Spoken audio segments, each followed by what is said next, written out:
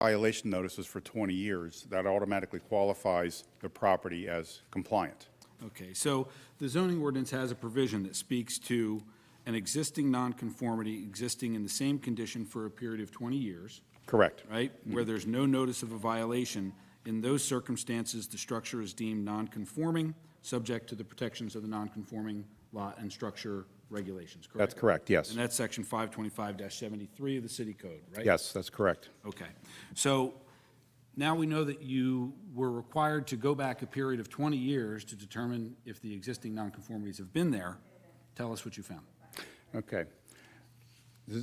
There was a zoning permit restarting in 2006. I've lost my... If you start at the page, top of page 8 of your outline, Okay, there we property go. history. All right.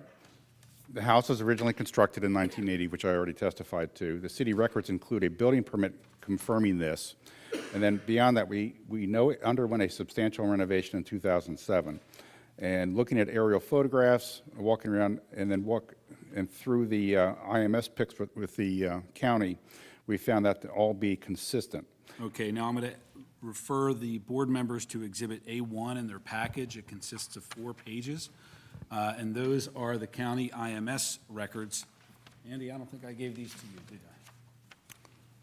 Thank you. Exhibit Oh, I A1. do have these, yes.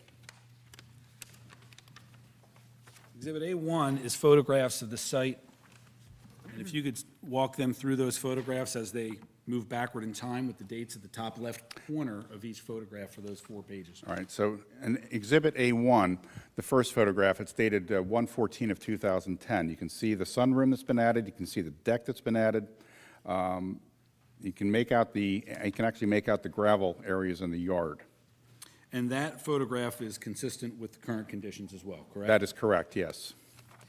Turning to the next page associated with that, this dates back to 3/20 of 2007. It looks like the deck is actually under construction. The sunroom is under construction also. Otherwise, the house footprint remains the same as today. In fact, this photograph captures the property in the middle of the 2007 renovation, correct? It does, in fact, yes. And you'll notice, turning back to the next page, 2005, 4/19 of 2005, the roof lines have changed. So the house has undergone a large renovation in 2007. You can see the former in 2005 with the sunroom and the deck. And in fact, those 2 photographs reveal the same footprint, do they not? In They other do. words, as part of the 2000 renovation. Yeah, yes, they do. And in fact, it includes the gravel area that I referred to earlier. And that 2005 photograph even shows the rear, the rear paver patio, which remains on site, as well as the wooden deck, which has since been removed. Correct. Okay, and we'll get to that.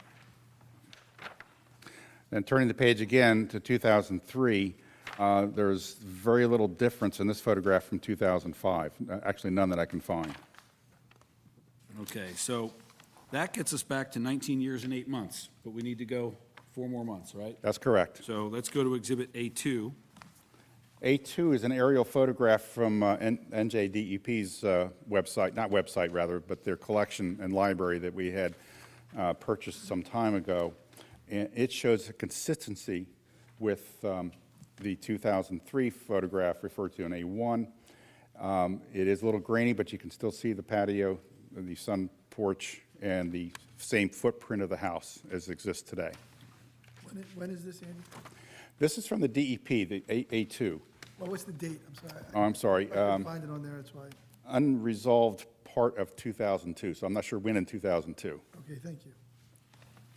But we are testifying that it's 20 years since we are now at the end of, Your testimony is it's pretty much the same coverage as it is now. correct.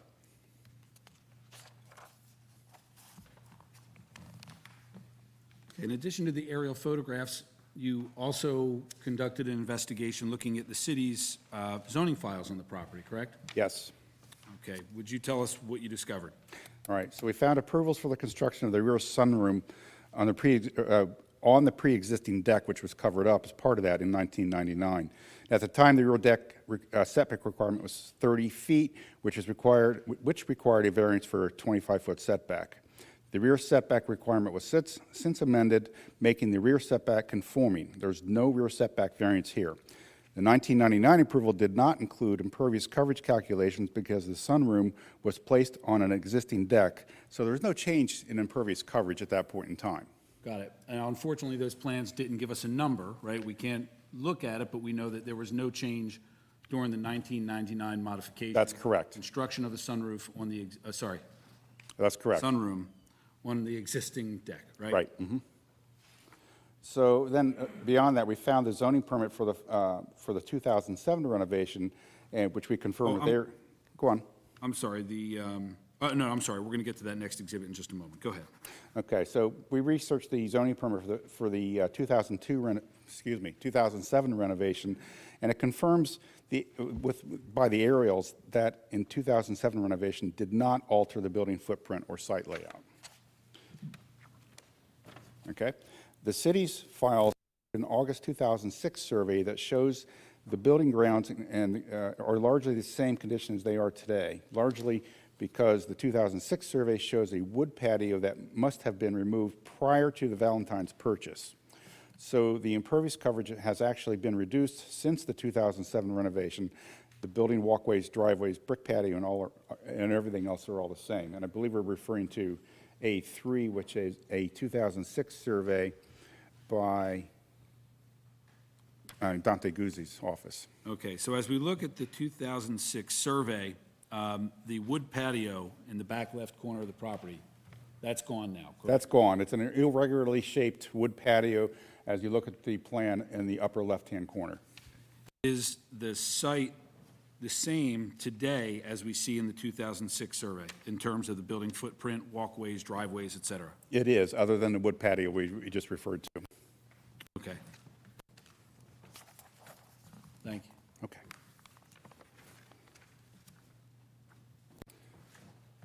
It's working again. We're on. Okay.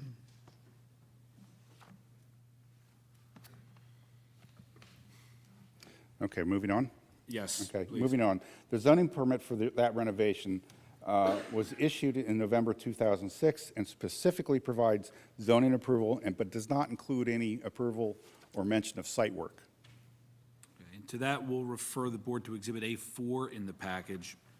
That's the zoning permit that was issued in 2007, correct? Correct. The city's files indicate the work in 2007 included renovation of the building on the existing footprint without expansion of the building footprint and without altering the site in any way. And I know you helped with this, Mr. Cantonese. The also reviewed the zoning file and found no violation notices relating to impervious coverage. We also obtained copies of the certificates of zoning compliance issued in 2006, 2008, and most recently when the Valentines purchased the property in 2020, all of which give no indication of a zoning violation of the site. And those certificates of zoning compliance are in the package as Exhibits A5, A6, and A7, correct? That's correct.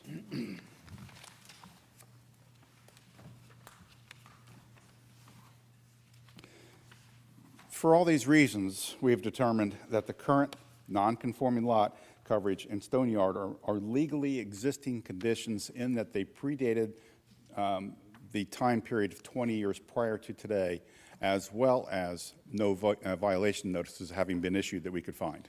Okay.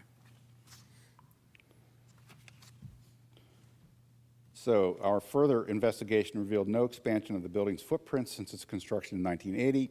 Additionally, there is no evidence of any expansion of the living space at the rear of the building since the sunroom was built on the prior deck in 1999.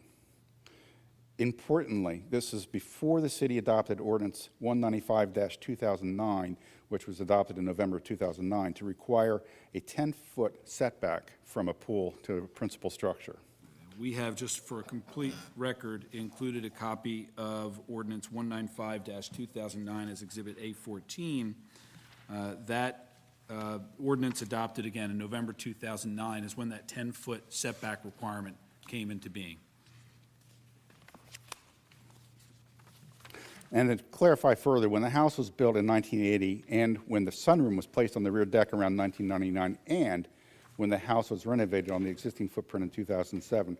There was no requirement that pools be 10 feet from the principal structure at that point in time. The current layout does not leave room behind the house for the pool and the now required 10-foot setback.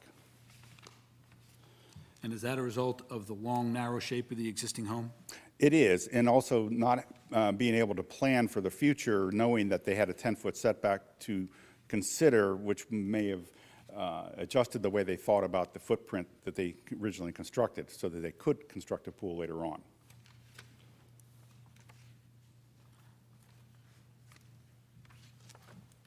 So, and also, we believe that ordinance was developed to help prevent situations where firefighting would be hampered by a pool being too close to a principal structure. And in fact, the zoning board has made that determination in prior applications, that that is the purpose of the 10-foot setback. That is what our research showed, yes. But in this case, we're dealing with the setback to the deck, as we discussed, not the structure? The deck, and the deck is defined, even though it's 2 feet high, is defined as part of the principal structure. So from the actual house, we are proposing a distance of 14.6 feet, which is exceeding of the 10 feet. So does this, in your opinion, create a variance that is more technical than substantive in nature? I do, especially in light of the research we've done regarding fire safety. If you would, please go over the proposed conditions plan. Certainly. So it's on the right-hand side of your plan and also on this exhibit. Starting in the front, we're going to remove all of the existing concrete surfaces and replace them with pavers, which gives us a 50% credit and some movement towards lessening stormwater runoff and coverage. The porch footprint of the house, as well as the deck, will remain exactly the same. We're relocating the outdoor shower so that it now complies with setbacks. We are moving the, and also the HVAC platform will be there also outside of the required side setbacks. We are proposing an area in the rear that replaces some of the pavers. We have an irregularly shaped paver area that I'm pointing to down that we're replacing with a rectangular one that will help surround the pool. We are also obviously looking for a pool of 12 by 20 feet. Then an outdoor kitchen, again, that's is provided that it complies with the 10-foot setback. I'm not sure if it needs to comply, but we have set it back 10 feet from the side yard. The proposed pool equipment is being moved from where we previously proposed it on this side of the house to the opposite side of the house. So the people that are to the west will have the house blocking the sound from that system. Okay, will you point precisely to where the pool equipment is going to be located? Now, it's required to be 10 feet from the side yard setback. What is the proposed actual setback? To 16 that feet. 16. Thank you.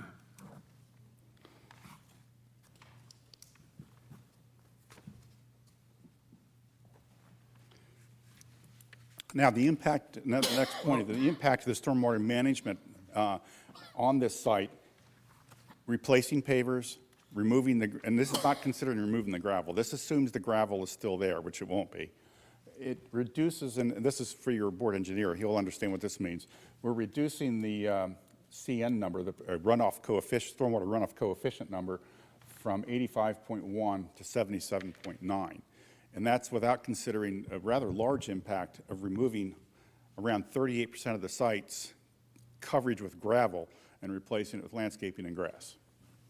And could you explain how the stormwater inlets and trench Certainly. work as well? And beyond that, as a further advantage of developing the site is we're catching the stormwater in the rear and transferring it or piping it to the front where it'll be easily transmitted into the city system, collection system. Okay, so the application requires several variances. Let's talk about that 4.7-foot setback and its proximity to the deck, that technical variance we talked about, as well as the proximity to the home itself. Certainly. So the 4.7-foot setback is from this side of the pool to the existing edge of the deck. It's 4.7 feet, like I mentioned. It's 14.6 feet to the actual building structure itself. The deck is about 2 feet high above grade. And it does allow walking through here, and you'll hear testimony later on about the impact or non-impact to being able to fight fires in the rear with ladders. Other than those two variances, is there any relief sought as part of this application? Well, we do have an existing nonconformity for the front setback, I believe. It's a pre-existing condition not to be altered by the application. Yeah, we're approximately 4 inches over the limit. Got it. And based on your investigation, that dates back to the original construction? Yes, it does, 1980. Or at least back to the 2007, correct? I don't think the footprint was altered then, but even if it was, it would have dated back to the 2007. Okay, thank you. All right, we're going to reserve some follow-up testimony for Mr. Schaefer once we hear from Mr. Conley. And if we can go to Mr. Conley. Just one question, Mr. Chairman. Certainly. You said the kitchen is 10 feet from the side yard?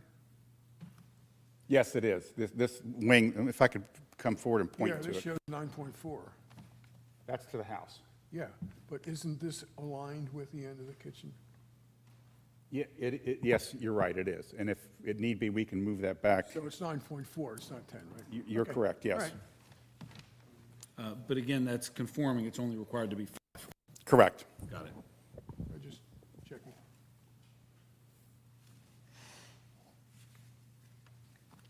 Can I ask a question about the fencing? Certainly. It says in the ordinance 195-209, all swimming pools shall be enclosed by a fence. Where is the enclosure fence for the pool? All right. I'm pointing to the enclosure, the part that'll complete the enclosure here and here. And this fence that I'm pointing to now, along the sides and the rear, is already existing. But it's not enclosed from the house. Someone could walk out of the house Absolutely, yes, and walk into the pool. yes. And that's consistent with the code. That's my opinion, yes. Well, the code says the pool should be enclosed by a fence. It doesn't say the yard needs to be enclosed by a fence, just as a pool. I take that as a different way. You know, you're enclosing the pool. I've seen many pools, fences just around pools. Just around 12. I have seen them as well, but Yeah. it's our understanding that the house serves as part of that fence to keep public out, to keep anyone out of that area. Obviously, folks can walk out of their back deck, go to their own pool to navigate a fence.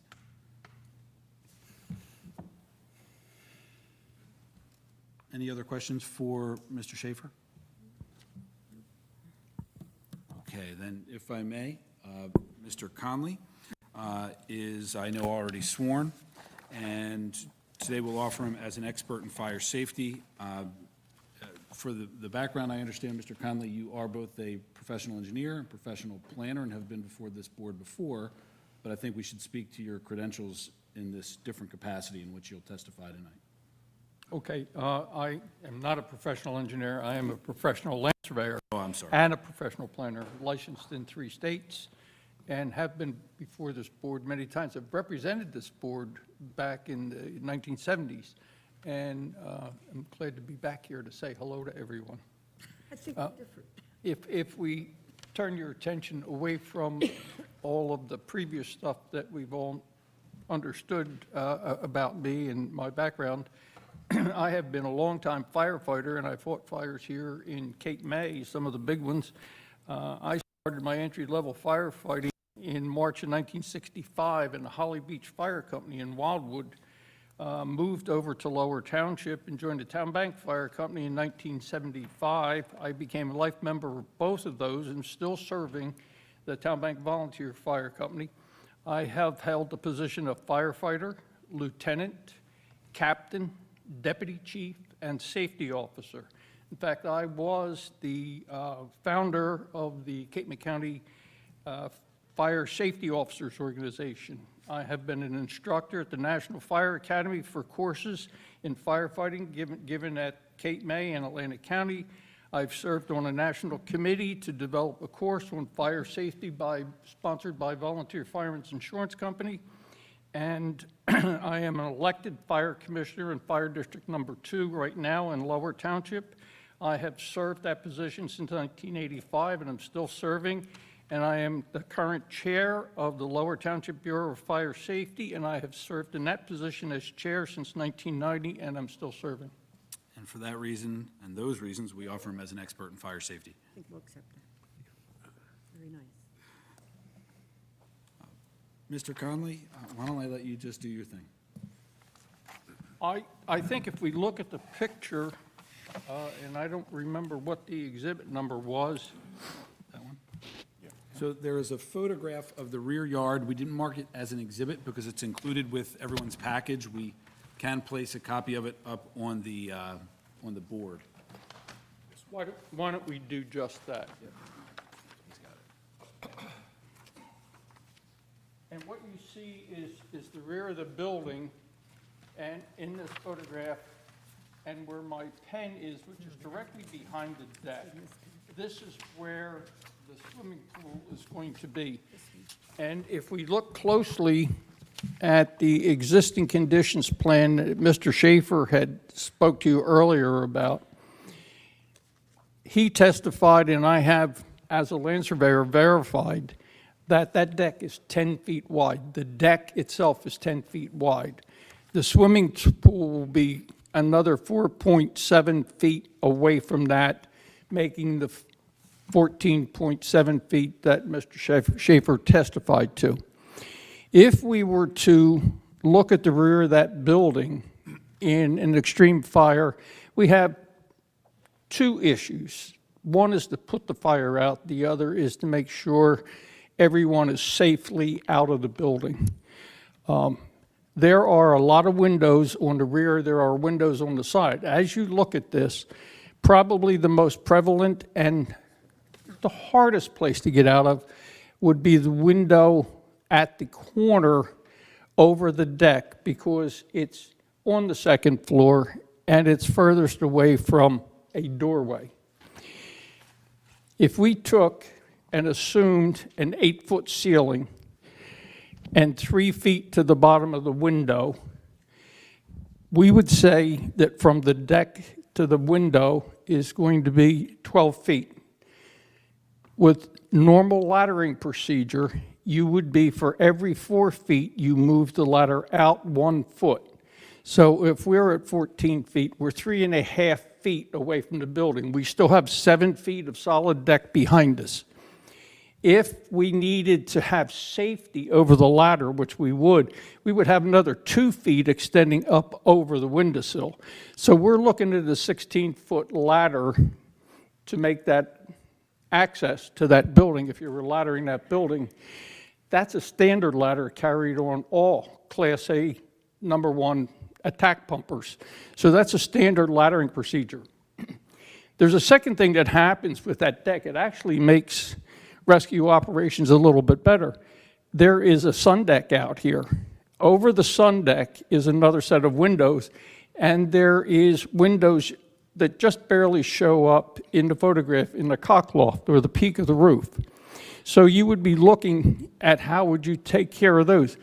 Well, what you would do in that situation, you would put your ground ladder to the roof of the sunroom and do secondary laddering from there to the top windows.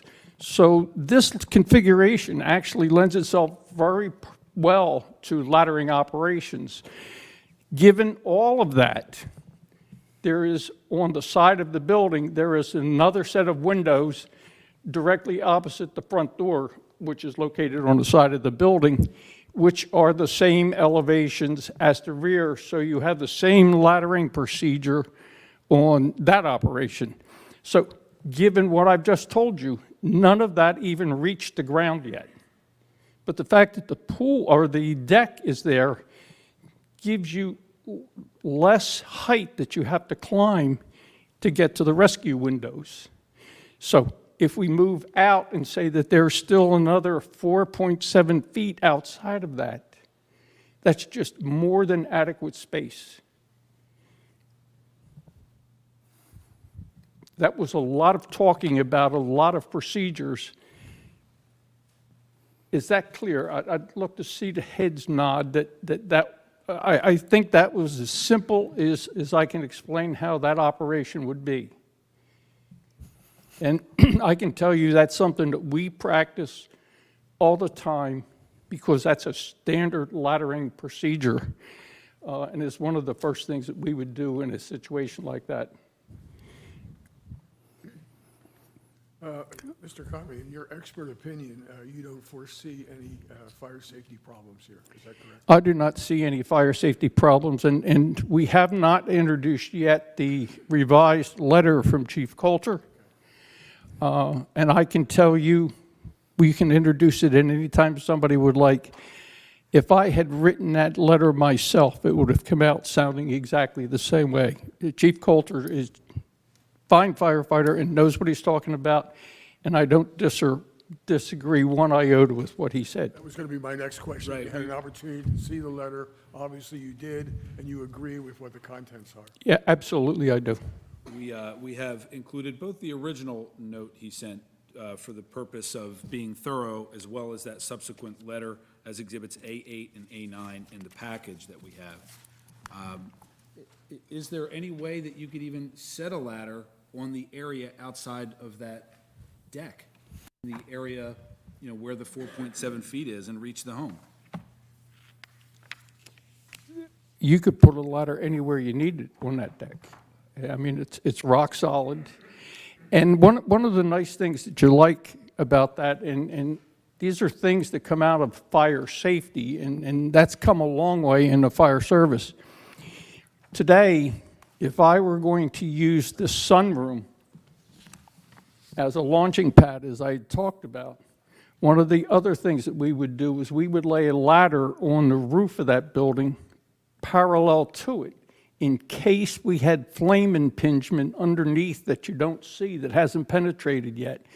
You've seen in many movies where firefighters fall through the roof. Standard procedure now is you lay a ladder across that so that if there wasn't flame impingement under there, the roof falls, the ladder holds you and you're walking on the ladder. That would not occur as evidently on a deck because you would see the fire under the deck. You're less likely to see it within the side of the building. So the pool actually becomes somewhat of, or the deck becomes somewhat of an enhancement to the firefighting procedure. I think you've already testified to your opinion. Are there any things that you would like to add, or any questions from the board? I actually have I guess a hypothetical legal question as I look at that picture. So my thought is, say we approve a variance for a 4-foot 7-inch setback where a 10-foot is required. The house or the pool is constructed afterwards. A house guest or renter decides to take a swim,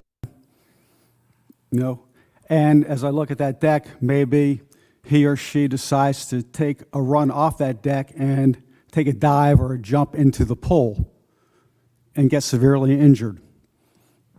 My question, I guess, would be, are we, as a zoning board or the city of Cape May, liable in that case for the injury of that kid? No. And I would also note the railing. Well, I mean, you can stand on top of a railing and jump off as well. As long as we don't serve the beer that precedes that.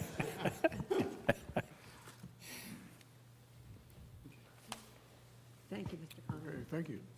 Thank you for listening. All right, Mr. Schaefer, let's get back to your testimony and get to the variance standards, because we've requested these variances under both the hardship and the broad C standards in section 70C1 and 2 of the municipal land use law. Could you speak to the hardship standard, please?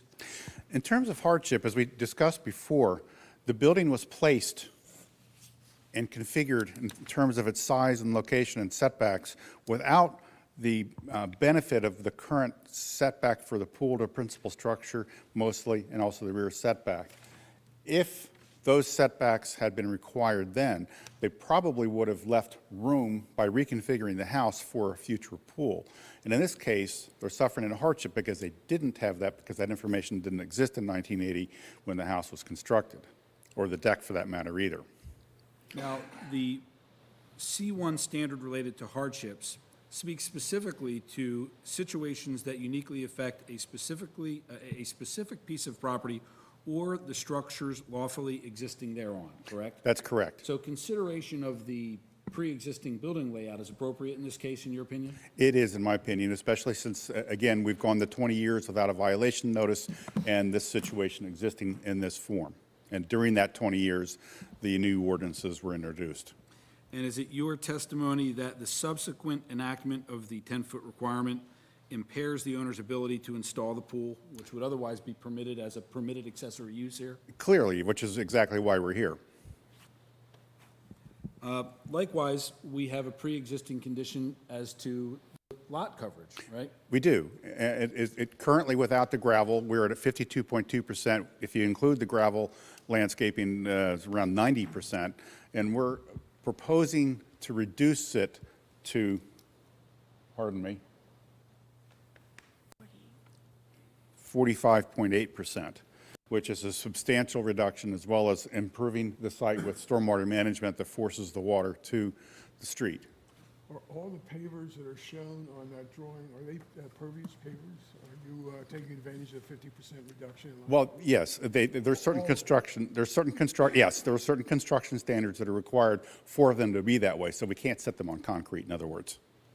Okay, no, I was just looking at it, you know, before you had concrete, now you remove the concrete, you have pavers all over here, and those pavers are all pervious pavers that, That is correct, yes. all right.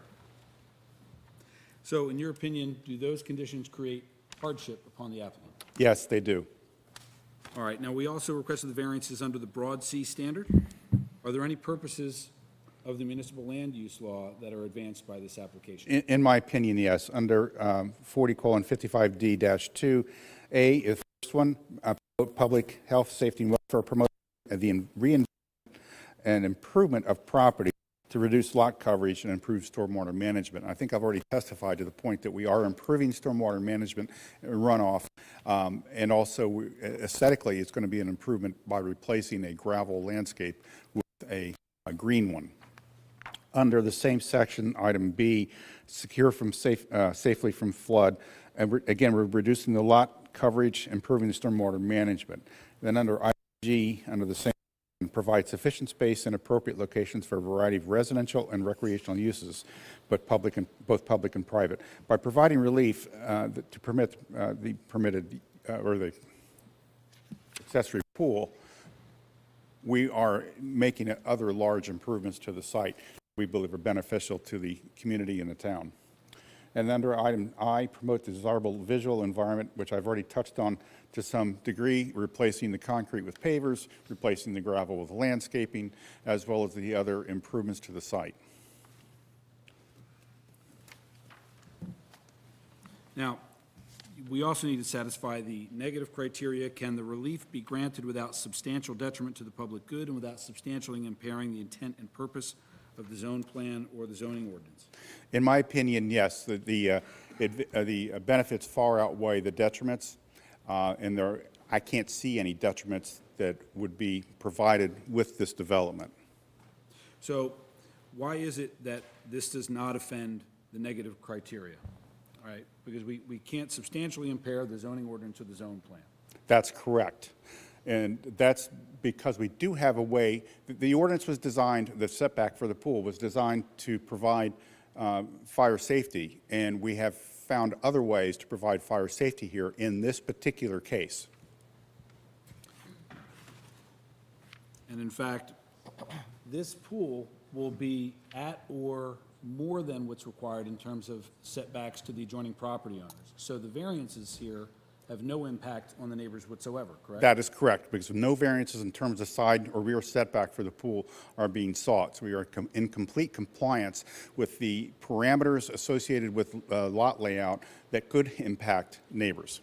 And the reduction in stormwater, impervious coverage, installation of the stormwater management system can only improve the conditions of the neighbor with regards to flooding or nuisance water or what have you. That's correct. On an evening like tonight, there's no doubt that some of this water is collecting in this area is probably making its way into the neighbor's property, which we will alleviate that by providing the piped stormwater management system.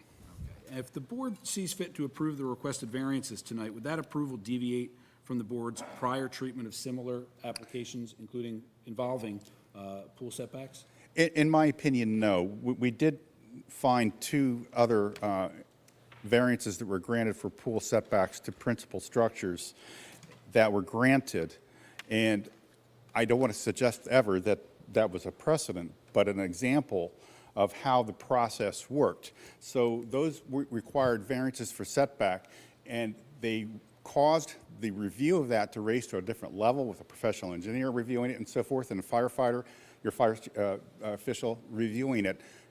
In those two cases, there were special reasons why they were still able to address fire safety, as is our situation that Mr. Conley already testified to. So again, they're not really precedents, but they're an example of how this process was addressed in two other cases. And in that respect, we have marked exhibits A10, photograph of property located in the 1600 block of New York Avenue, Yes. correct? That was approved in 2001. We've included exhibit A11, which are the zoning board of adjustment decisions. 2001, you mean 21? Excuse me? 2021. Sorry, 2021. Exhibit A11 are the zoning board of adjustment decisions for 2021, 2020, and 2019. Exhibit A12, consisting of 9 pages, Resolution 03-24-2002, along with the associated 2-page variance plans and fire department review letter. And Exhibit A13, Resolution 05-27-2021, with associated plans and fire department review letter. Generally speaking, this approval would be consistent with those, or in fact, be lesser in terms of the degree of relief sought, correct? I believe lesser. But most importantly, we've proven a way that firefighting can still take place, and as Mr. Conley testified, actually improve it over just simply having the house or the building 10 feet away from the pool.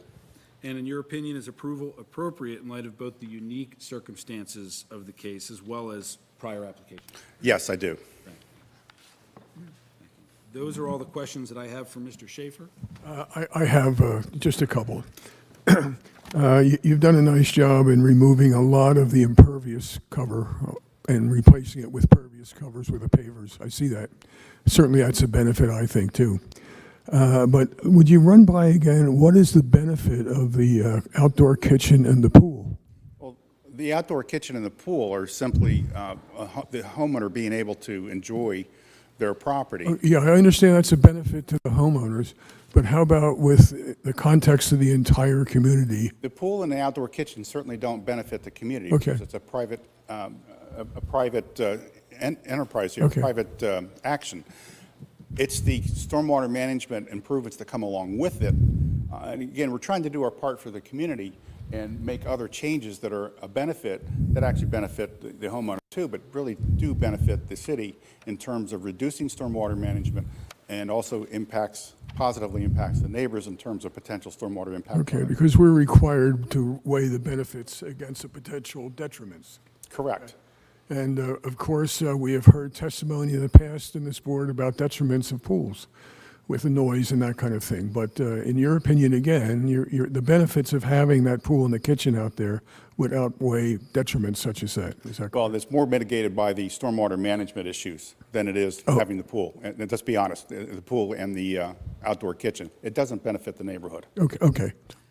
May I add to that as well, though? Oh, absolutely. And this is not factual, but legal, is certainly the testimony was there's some benefit. Reinvestment in people's home, providing sufficient spaces in appropriate locations for a variety of uses, including residential accessory uses like this, go to those benefits side. Yes, it doesn't benefit the neighbor, but there is a benefit to the town, that reinvestment. It's probably the smaller.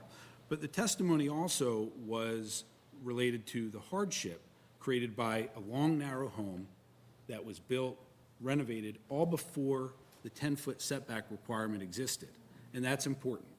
If this home were constructed last year, we could not stand before you this evening and, and ask for this variance. That would be a self-created hardship. So the hardship standard goes to the pool as well. What do you do in a situation where you've got this home, predates the ordinance, it's well undersized to what's permitted to be there, but because it's long and narrow, it squeezes that, that pool? That creates the hardship, in our opinion. And secondarily, we look to then to that negative criteria is, can you then grant the relief, notwithstanding that 4.7 feet to the deck? And because it's a deck, you've heard all that testimony. I think the answer is yes.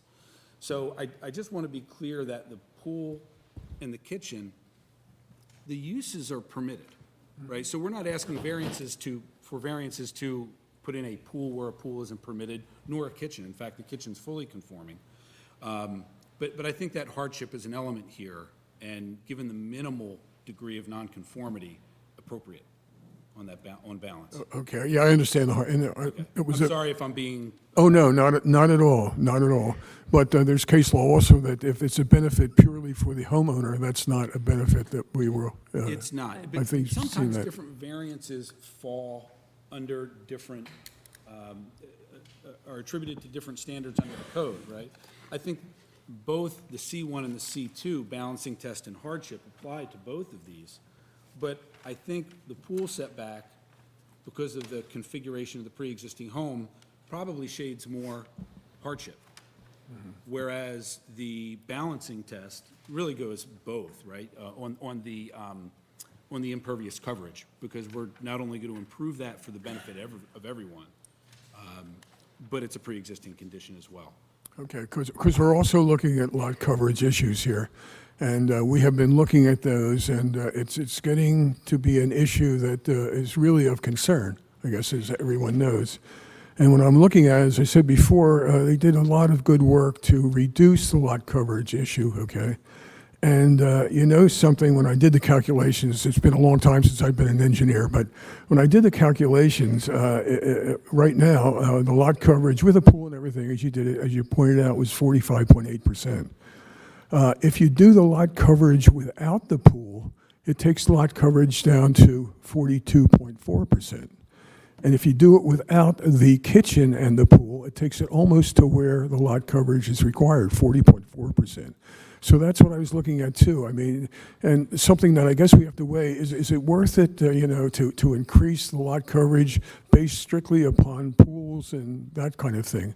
You know, again, it's something that we're looking at here, and it's a I think personally it's a critical issue in Cape May. Want to make sure that we try to maintain what the lot coverage requirements are.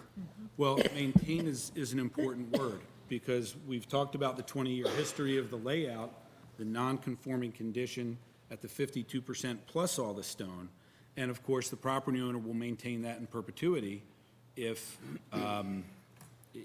there's not an incentive to reduce it. And that's the balancing test, that when we come to the board, right, we're going to get rid of that ugly rock. It's going to become grass. It's going to comply with the design standards where it doesn't now. And that's for the board, for that part of it, when we talk about the C2 standard, on that balancing test. But it's always difficult, when we talk about anyone with a non-conforming condition, I think the cases speak to them being at some sense at an advantage, because if denied, they'll maintain that nonconformity in excess, and it'll be there forever. Property owners would never give that up. As much as it's nice for us to think they would, they won't.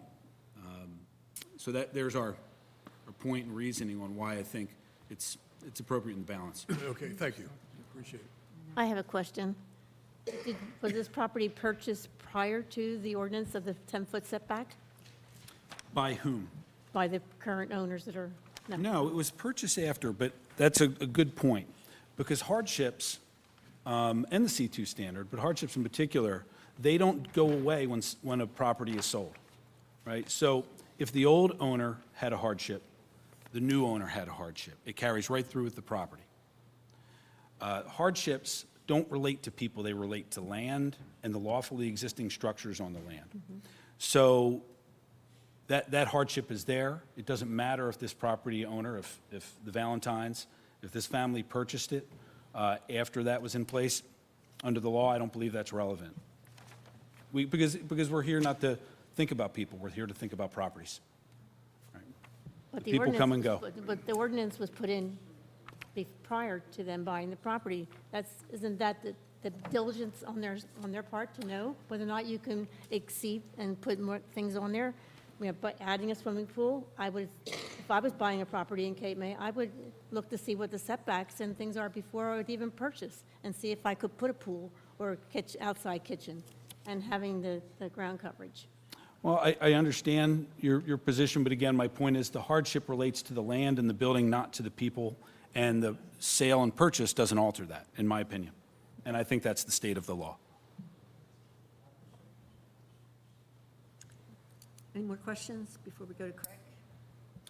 One last thing. On the application, the mercantile license again? Yeah, this property is not a rental property. There's no mercantile license. It's irrelevant. Don't even talk about it. It doesn't matter if it's rented or not rented, it has nothing to do with us. It doesn't have anything to do with us. It's a non-zoning issue, so just don't clutter the record with it. I'm not trying to, but it says it asks I if know it you're has not a trying to, but I'm- mercantile. But it just doesn't matter whether that says mercantile license or not mercantile license. I just don't want to clutter a record with talk of whether it's rented or not. I'm just saying, it just doesn't matter, and it creates, this is a complicated enough application to not introduce if it's rented or not. The application is accurate. I will just say that. It doesn't, it doesn't matter. I'm not even clear, it's just, it doesn't matter. Craig, can we have your report? Certainly. Good evening, everyone. It's not your fault for answering, I just don't want the record to have that. We'll talk about it later. I would like to summarize my October 21st, 2022 memorandum with the review of this application. We've heard testimony. The applicant is proposing an accessory proposed swimming pool to the principal use of the single-family dwelling. With regards to our completeness review, on page 2 of 4, they asked for waivers from items number 4, 22, 23, and 33. I supported those waivers. However, I did hear some testimony, and it's not clear on the plans that existing stone that's located in that shaded area on whatever exhibit that is being removed. So I would ask that in lieu of waiving the landscaping plan, those notations should be clearly indicated on the plan and what surface is going to be provided. No objection. Okay. With regards to the variances, you heard testimony that, we've heard this application before. They've eliminated 2 of the variances. The patio width has been eliminated. The side yard setback to the pool pump equipment has been eliminated. Those now conform. There are 2 variances that are required. One being from lot coverage, and we've heard a lot of testimony establishing that existing nonconformity of the lot coverage, it's 52.2% plus. So I'm going to leave it to 52. That's the calculation that was on the plan, and that's being reduced to 45.8%, which is a non-conforming situation. Lot coverage permitted in the R2 district is a maximum of 40%. And the swimming pool distance from the structure.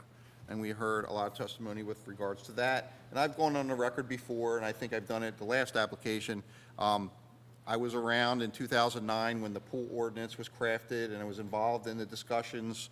And I believe that distance from the structure was for safety reasons. It's so that, fire or safety personnel can access structures. And you heard testimony from a professional, an expert in that regards. They have shifted the pool from the last time we saw it was up against the principal structure, the wall of the principal structure, and they've shifted that away to the side where the existing deck is. That is still part of the principal structure, but it is a lower portion of the structure, and it allows for ladders to access the back of the structure. So that is a better situation. Still a variance, but you've heard testimony indicating it's more of a technical variance because fire safety and ladders can still be accessing the back of the structure. So those are the two variances that the board has to address. I'll talk to some of the negative criteria because the applicants love to touch on that. So negative criteria, what are the potential negative aspects of this? Pool equipment noise, that's been addressed, it's now meeting the setback. Has to meet the 10-foot setback, it is now at 15 or 16 feet, I think was the testimony. So that has been addressed. Public safety, I think you've heard testimony, and I'll let you weigh that based on the testimony that you heard. And drainage, when we have increases in lot coverage, what are the negative aspects of lot coverage are typically drainage issues. This lot has a high point in the middle. So right now, the water from the back half of the property grades to the back of the property. The applicant has proposed a stormwater system where they're not required to. This is something they're doing to mitigate any potential. It's probably a negative impact, that negative aspect of this site grading that exists now. They provided a drainage system that collects the water in the rear and allows it to discharge to the front. That's a better situation than what we have now existing. So that's a positive aspect. The negative potential has been mitigated by the addition of that drainage system. Now, I've asked them to connect that system directly to the roof gutters so that more of the water is discharged to the front. So is the applicant willing to do that? Okay, so. No objection.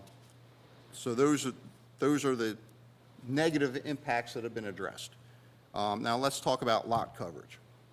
So as Exhibit A14 within the applicant's package is ordinance number 195 of 2009. And you can see specifically that swimming pools at that time were added to lot coverage. Now, my planning testimony before with regards to lot coverage is a control on the intensity of development on the lot. And that includes buildings, structures, paved areas, materials used for patios, driveways, swimming pools, which was added, or similar facilities divided by the total area of the lot. So one of the things, this is a balancing test, so is the development of this lot too intense based on the lot coverage? So that's what the board's going to weigh tonight with regards to the lot coverage variance.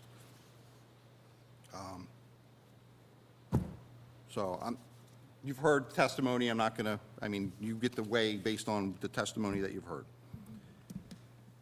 Okay, so I dealt with the negative impacts, negative criteria, talked about the lot coverage and what that controls from a planning standpoint. I'll move into the general review comments. The item number 1 is the stormwater system has been provided, and that's my recommendation to connect to the roof gutters and add those notes requiring that system must be inspected satisfactory to the board engineer. Item 2 is our standard requirement that the pool safety fencing is required. It's shown on the plan, but ultimately that is reviewed by the construction official. 3 is our standard condition that sidewalk adjacent to the site is replaced to the satisfaction of the board engineer. 4 is our standard condition that the acceptance of improvements is tied to a satisfactory inspection of those improvements and that there's an inspection escrow that's required for that. 5 is the applicant shall require with the requirements of the Cape May Shade Tree Commission. I think we received reports also from the fire department, the streets and road department, Public Works, and they were all recommended approvals. One was not approved, but the fire department had an updated letter which recommended approval. 6 is our standard condition that they comply with any and all other state, county, and local approvals. 7 is compliance with any and all applicable affordable housing requirements at the time of approval or issuance of building permits. And finally, if the board grants approval, the applicant is required to revise the plans to address all conditions of approval and submit 6 sets of compliance plans to the board engineer for review. I have 2 additional conditions that I would like to add. One of the board members brought up that there's a dimension close to that outdoor kitchen that shows 9.4 feet that's measured to the structure. There should be a dimension that's shown to the patio and that kitchen that shows a dimension of 10 foot so that that complies. And then Mr. King was having a conversation with one of the other board members, but I did mention that they are proposing to change the rock surface to grass surface. That's not shown on the plan, so that should be a condition of approval. Craig, can I ask you one question? Absolutely. The drainage in the backyard, Yeah. is it going to also drain all this? Will that be on an angle to go down into that one area? So there are 2 inlets in the rear, 2 of them, okay. okay? So those are located at low points, so everything is to be graded to those.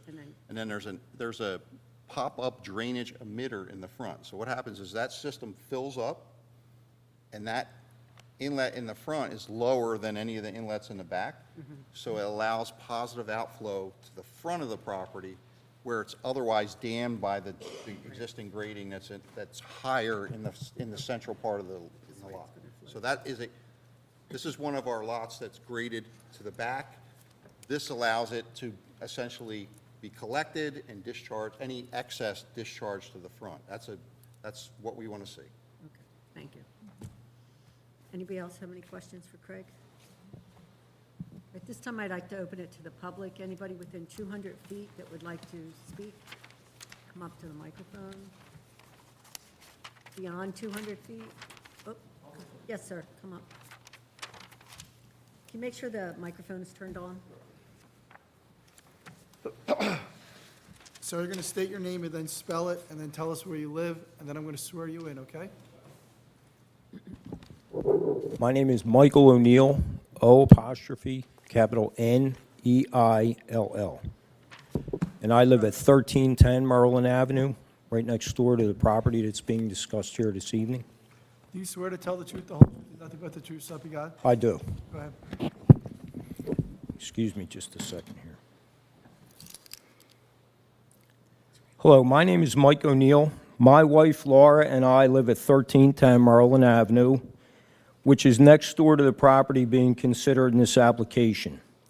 I'm here to voice our opposition to the variances that are being sought for this project. When this application was before the board in the June meeting, I voiced my concerns about it affecting the quiet enjoyment of our family's vacation home. And I'm here to voice those same concerns tonight. In the minutes of that meeting, it stated that Mr. Valentine knew when he purchased the property that he wanted to put in a pool. One of the points that I'd like to make is that if he had done his due diligence in the time provided in every agreement of sale, he would have known then that the house exceeded the allowable lot coverage by a considerable amount, and that any changes to it wouldn't be allowed by city statutes. Maybe he did know that and chose to move forward anyway, figuring that he would just apply for any variances he needed to get what he wanted. My guess is that he thought that that would be an easy process. I base that guess on the fact that part of the building materials needed to complete the project were delivered to the property prior to the June meeting and sat there for a couple of months after his application was denied. I'm not a regular attendee at any municipal meetings, but that level of confidence on an applicant's part speaks clearly to the expectation that they have, that it's just a formality to go through in order to get whatever you want. Like I said, I don't attend these meetings or busy myself with things that are out of my concern. But common sense has to tell you that the statutes that are on the books in Cape May or any other municipality are there for a reason, and that granting variances to them should be the exception and not the rule. The application being considered here tonight is seeking these variances on the premise of a hardship. If any hardship does exist, it's one that Mr. Valentine has created for himself by purchasing a home that wasn't allowed by the city statutes to be changed to fit his desires. Not getting your way is not a hardship. It's the consequence of making a decision that involved taking a chance. I'm asking you not to let disappointment be categorized as hardship. As I said a minute ago, those city statutes are there for a reason, and I firmly believe that adhering to them would result in preserving Cape May as the unique and beautiful town that it is. As I said at the June meeting, and I'm trying to reinforce here tonight, my main concern about this application is how it will interfere with my family's quiet enjoyment of our vacation home. The fact that the application was initially denied by the fire chief and revised just yesterday causes me to wonder what kind of persuasion was used to cause that reversal. And to say that despite his explanation of how any fire would be fought using the deck for ladder placement, the code still calls for the pool to be 10 feet from the house. That code was in effect when Mr. Valentine purchased the house as, her name is Mary, but I'm sorry I don't know your last name, as Mary pointed out when she was asking some questions. I'm asking you, the members of this board, to deny this application this evening to show those of us present and all the residents of Cape May that you are acting in our best interest to preserve the unique and beautiful town that Cape May is. Thank you very much. Thank you, Mr. O'Neill. Mr. O'Neill, just a couple of quick questions, please. Sure. You understand, of course, the city's regulations require pools to be 10 feet from a side yard setback, correct? Yes. And in fact, per these plans, the proposed pool will be, I think, closer to 30, maybe 28 feet from your side. Wouldn't you agree with me that that's better than what the code normally allows for most folks like yourself? I would say that the code says that the pool has to be 10 feet away from the house. Well, okay, so let's talk about that. But on the first issue, you would agree with me, this pool is set back far more from your property line than is required by the code. Are you aware of that? Yes, I am. Tell me how the 4 feet 7-inch setback to the deck will affect you personally. Personally, it won't affect me at all. Thank you very much. Now, can you also tell me how the reduction in the impervious coverage will affect you personally? It won't affect me at all. Thank you for your time. The noise from the pool will affect me significantly. Thank you. I appreciate it. Thank you, sir.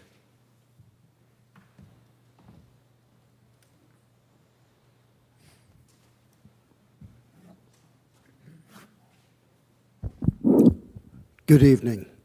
My name is Paul Haviland.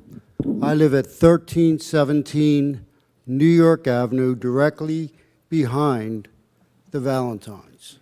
Sir, do you swear to tell the truth, the whole truth, and nothing but the truth, so help you God? What's that? Do you swear to tell the truth, the whole truth, and nothing but the truth, so help Yes, you God? yes, I do. Thank you, sir. So I met the Valentines when they moved into this house, and previously the house was as you were talking about, doesn't matter, rental unit, non-rental unit, but it was a rental unit where there was parties and noise, and because you never knew who was coming in and out of that house. Since the Valentines have purchased that house, their family has been down there in the summer, okay? They'd adhered to all the laws, the noise laws, the variance laws, as far as disturbing the public. They've been very, their family is very kind. They're very helpful. They'll do whatever you ask, whatever you want. They never complain about anything. If anything, they go above and beyond. When I heard about these setbacks and the lot coverage and that it's being improved by what they're doing, because I went through all that on New York Avenue, I believe it's a benefit to Cape May that they go ahead and do that, because that was something that happened in the past that probably shouldn't have happened when that house was built, yet it will be approved upon. The pool is not going to be a disruption. Right beside Paul Valentine, there's a swimming pool on the opposite side of his house. I'm diagonal to that house. I never hear anybody, any noise, anything in that pool. It wouldn't bother me one bit, and I don't believe it's going to bother anybody else here, okay? Their family is not loud. They're not obnoxious. They're very kind, gentle people, and I barely know them, but I've seen them over the last summer and, or 2 summers, however long they've owned the house, and they're very nice and quiet kids. And he's building a pool because he has grandkids now, he wants to retire, and I'm all for him having a pool, and I don't think it's taken away from Cape May with all the other things that are being done in Cape May. Everybody has kept this town pretty nice, and a swimming pool in his backyard's not going to take away from it. Sir, do you see the, I'm sorry, I didn't know if you were finished. No, go ahead. Sir, do you see the improvement of that impervious coverage limitation as something that warrants approval by the board? Absolutely. In fact, when they talk about the water runoff, it runs into my yard. So I have a lake in the back of my yard when the water runs off. If he's going to put that drain in there, that's going to deter the water in the other direction, I'm all for it. Because that lake sits there, and it takes days for that to go away. So that will be a drastic improvement to the back of my yard, and I know it's going to, help everybody else that's behind there as well, because standing water is not good for anybody.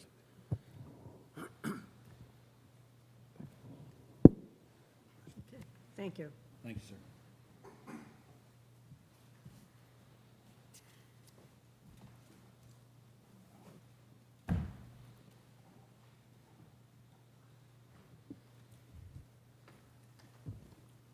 Sworn in.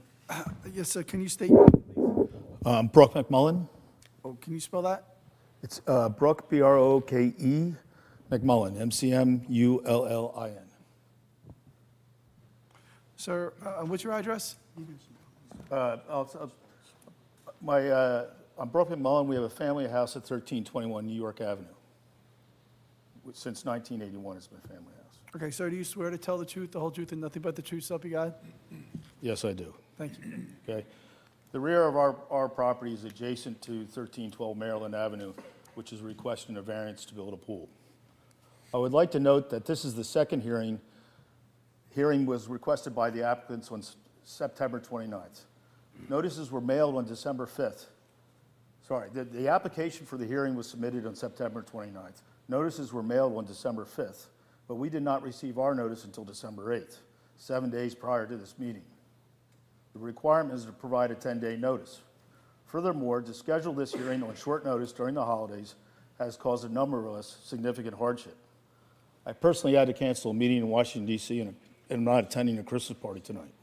My neighbor, Hunter Cochran, had to fly up from Florida. Quite frankly, I wonder why we're here tonight.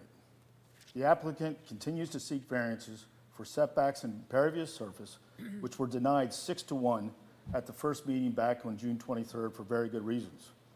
They have moved the pool in the plan and shifted the pool equipment, but they require their variances which were denied to build the pool. I agree with the fire expert's testimony. Moving the pool was provided the access to be able to ladder the building. But in my opinion, there should still be concerns about the location of the pool to the existing structure. Imagine a firefighter falling into the pool. Imagine a firefighter trying to access the back of the yard in a heavy smoke condition with little visibility, falling into the pool less than 5 feet from the deck. The firefighter would be wearing 45 pounds of protective equipment, which easily could cause him or her to drown. Does the city of Cape May want to take on this liability? Again, this is one of the reasons for having 10-foot setbacks from the building to provide safe access for emergency responders, which we've heard tonight. We also question the setbacks from the house required for the relocated outdoor kitchen. History of lot coverage and variances are not necessarily pertinent. It is today's zoning code that should be considered and apply. The applicant has indicated several times that they do not intend to rent the property. It is currently advertised on the web with a description of comfortably sleeps 18 people. This sounds more like a hotel than a summer house on Maryland Avenue. We can confirm that they regularly rented the house this summer, despite saying they were not renting the property at the last meeting, to include having a big party and a blow-up, one of those big blow-up things for a party in their front yard, obstructing the sidewalk. Adding a pool will obviously enhance the rental value and disrupt our neighborhood's quality of life, and there's nothing to stop them from doing it. For the very reasons we have mentioned previously and tonight, Cape May Point has put a moratorium on building pools, and West Cape May is considering it. Has anyone thought about the amount of water pools used and the current water issues in Cape May? This is not a negotiation where they can trade improvements for variances to existing codes. The existing codes are there for a reason. Furthermore, adding a pool would detract from the value of our property while enhancing theirs. It is hardship in the request of the variance. Why should the neighborhood suffer overall hardship for one resident's personal benefit, which we've heard tonight? This is even more relevant if they knew that they would have to seek a variance when they purchased the house 2 years ago. Again, we respectfully request the board not to grant these variances to build another pool in our neighborhood. Thank you. Sir, just a couple questions. Sure. How will the reduction in the impervious coverage cause you to suffer? It will, because it'll allow a pool to be built. Right, so it's the pool. It's the pool. That's all, thank you, I appreciate it.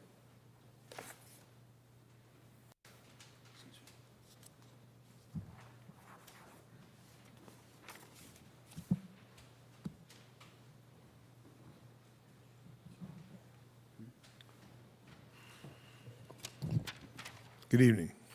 What's your name, sir? William Dudley, Dudley, D-U-D-L-E-Y? D-U-D-L-E-Y, yes. Where do you live, sir? 1318 New York Avenue. You swear to tell the truth, the whole truth, and nothing but the truth, so be God? I do. Go ahead. Good evening. I have not prepared any comments. I was asked to come in support of our neighborhood. I live across the street from Hunter. I don't know Mr. O'Neill at all, never met him before. But I'm here to speak as a homeowner. I bought my home on New York Avenue in 1987. And it was a small bungalow on an oversized lot. At the time, I was still practicing dentist in Vineland, and my wife was a teacher. But we eventually wanted to retire to Cape May because we grew to love this town and what it represented. So we had this little bungalow. We raised our 3 children. They had summer jobs here in Cape May. Both my boys were lifeguards. My daughter worked at several restaurants. And they made a lot of good friends from other areas, from Maryland and Philadelphia and so forth. So it was a town that we had decided this is where we wanted to retire to. And so in 2005, we tore down our house and we built a year-round house. We did not ask for any variances. We did not need any.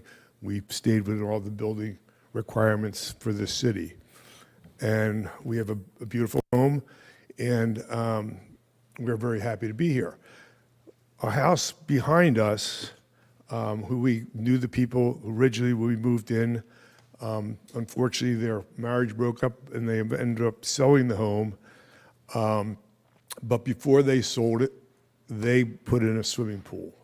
And while they owned it, it was just them and their family.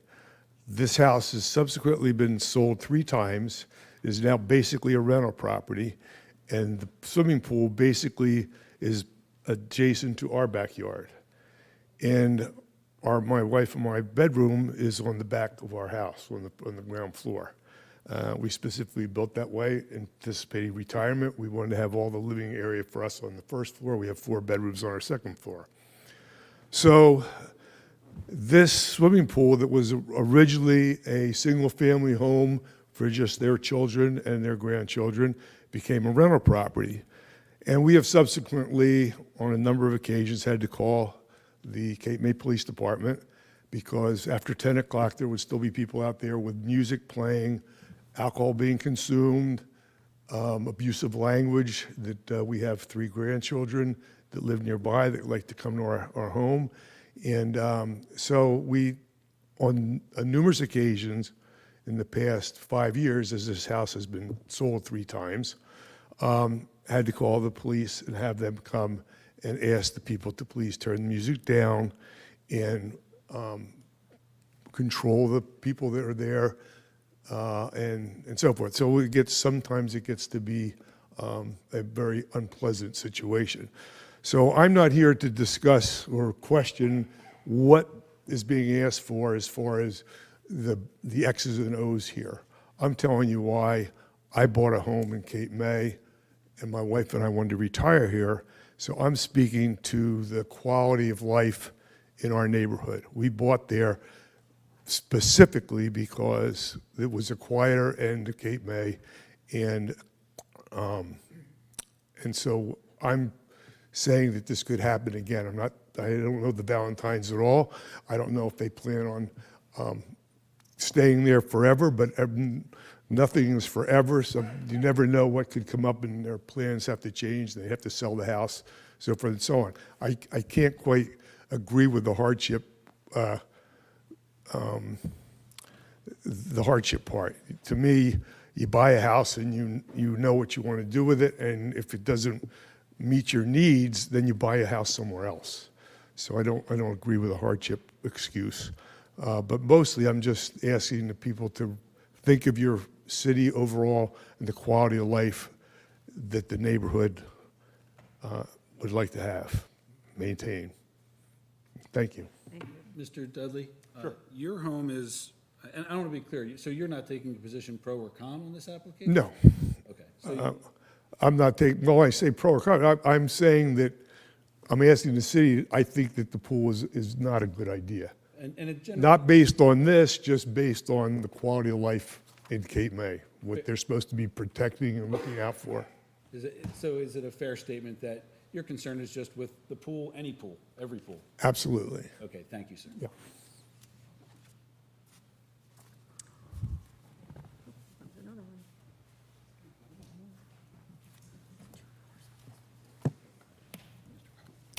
Hunter Cochran, 1311 New York Avenue, Cochrane.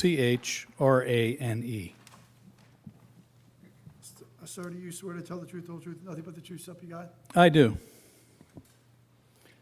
First, I'd like to ask a couple questions on cross, if I could, before I have my testimony. You used the term earlier, technical variance. Is that a legal term? No, it's not. What exactly does it mean, technical variance versus substantive variance? The testimony was that the prior findings, well, first of all, I'm Please the speak into attorney. the Who are microphone. we questioning? Well, I was questioning you because you were the one who introduced the term. Hold it so we can You want, hear. you want Andy to explain why you said it? So I don't know who said technical. I know that I said it. I'm not sure who the question was directed to. It was directed to you because you introduced the term. Okay, I'm happy to answer that question, but I'm not going to be cross-examined. I'm not a witness. I'll address it in rebuttal. We can withdraw having said it if you want. I don't know. I'm happy to address it, but of course, I'm not going to get, I'm not a I'm witness. curious about the answer too. It's I'm happy to ask the engineer because you put those words in the engineer's mouth and got him to say that this is would you agree this is a technical variance, not a substantive variance? So I'll ask the engineer, same question. I never used the term tonight, technical variance. And I have to this day never figured out what it really means. Thank you. I just think it's not reasonable to use such a term for this situation when you're trying to draw a distinction between the type of variance you're asking for. A variance is a variance. There aren't any types of variance. It's either a variance or it is not. There's no substantive versus technical. It's either a variance or it isn't a variance. It's as simple as that, in my opinion. We won't be granting any technical or non-technical variances. We will either grant variances or variances, Thank you. or no variances. Another question I have is the packet that was introduced tonight to all the members, was this available to the public prior to the meeting? No. Don't we have the right to see that packet in advance of this meeting, prior to the meeting, to review it so that we can understand what the applicant is proposing, so that I can have an educated opinion about what he wants to have happen next to my backyard? Andrew? I think the answer to that is no. Exhibits are routinely introduced as evidence at planning and zoning board hearings. That's what we did this evening. Well, I object to the fact, I object to, I agree with your criticism, and I agree with his answer. well, I'd like to put an objection in the record that I have not had an opportunity to review the packet that you were testifying to this evening, and as a party who has an interest in the outcome, I should have the right to be able to review that in advance. Sir, I don't know the technical right answer to your question. And I will say this. I agree with you that it's better when things are done 10 days in advance. And I routinely allowed things to be marked as exhibits at the hearing. And I think that was the right thing to do, but I will tell you this. Suppose one of these things was a report from a traffic engineer. And you said, that's not fair. There wasn't a traffic engineer report when I went down there 10 days ago, and now there's a traffic report. I would have to agree with you on that, and I would say that probably is unfair. When people come in with photographs that are available on the internet, that's different to me. Now, the only thing there's some resolutions in here, but they're public records. So I acknowledge your criticism. I think it's a fair one. For example, we did get the fire chief changed his answer between the 10 days and tonight's hearing. It's a one-paragraph thing, so that's a little more borderline. It's kind of in between, right? It's almost like an expert report, but it's not like a picture. So I appreciate your critique, but I'm not going to blow up the meeting over it. These particular exhibits are not outrageously new information. They're historical photographs that are on the internet, stuff like that. So both are valid points, but they're not such that they concern me that I would blow up the meeting. Thank you. I have a question for the engineer. Does the addition of the pool increase the lot coverage? Yes, it does. Thank you. My testimony, first of all, I want to make it clear to the committee. I got on a plane this morning from South Florida to be here tonight. Flew to Baltimore, got in a rental car, and drove down here specifically to be at this meeting. I obviously think this is a very, very important subject where I wouldn't have invested my time and money to be here and to make the comments about it that I want to make. I just think it's important that you realize that's the situation here. This is an important subject. The facts are, if he wasn't over the lot coverage, the pool could just be applied for and a permit would be issued. The reason we're here is because he exceeds the lot coverage and he can't do that application alone. He has to get a variance because of the lot coverage principally, as well as the one setback issue. And I think it's wonderful that they're interested in reducing the lot coverage by switching to the pervious pavers. I think that's terrific. Of course, they could do that anyway and just improve the situation, but they want to trade that for the pool. And I don't see that as a reasonable trade when in fact they're increasing the lot coverage by adding the pool.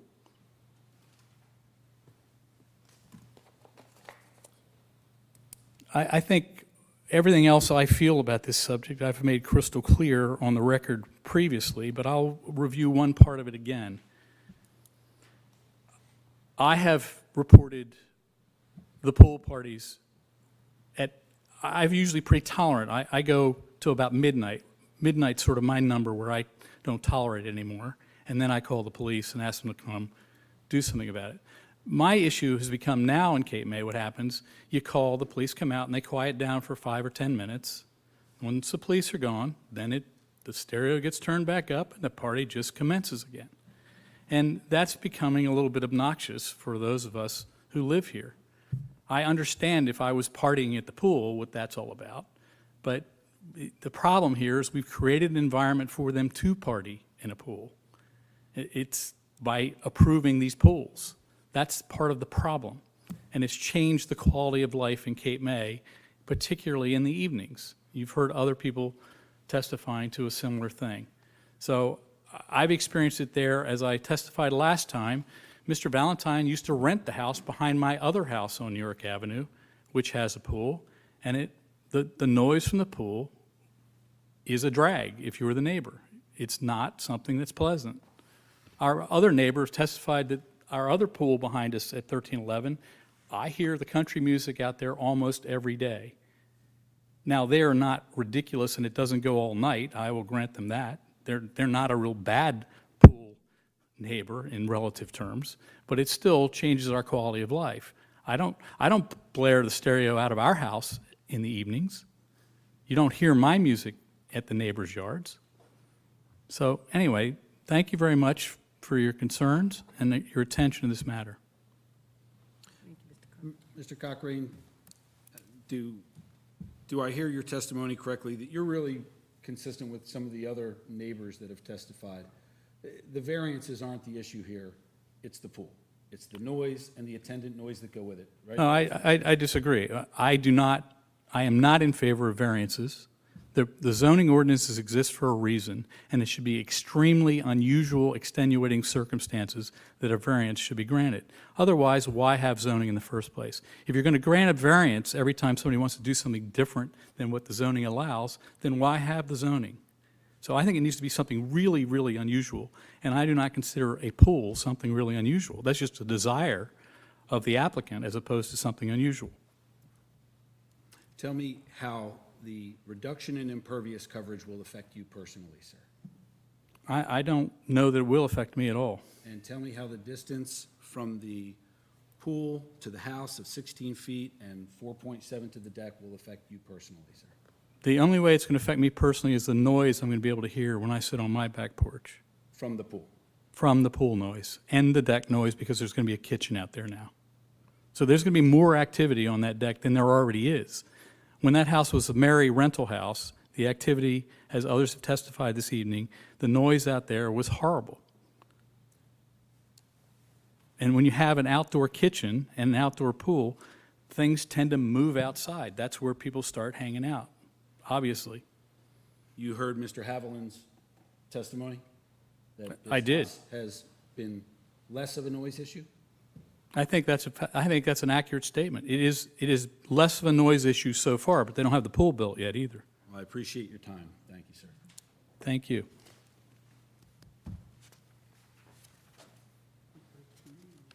Anyone else from the public that would like to speak? Mr. Galzunas?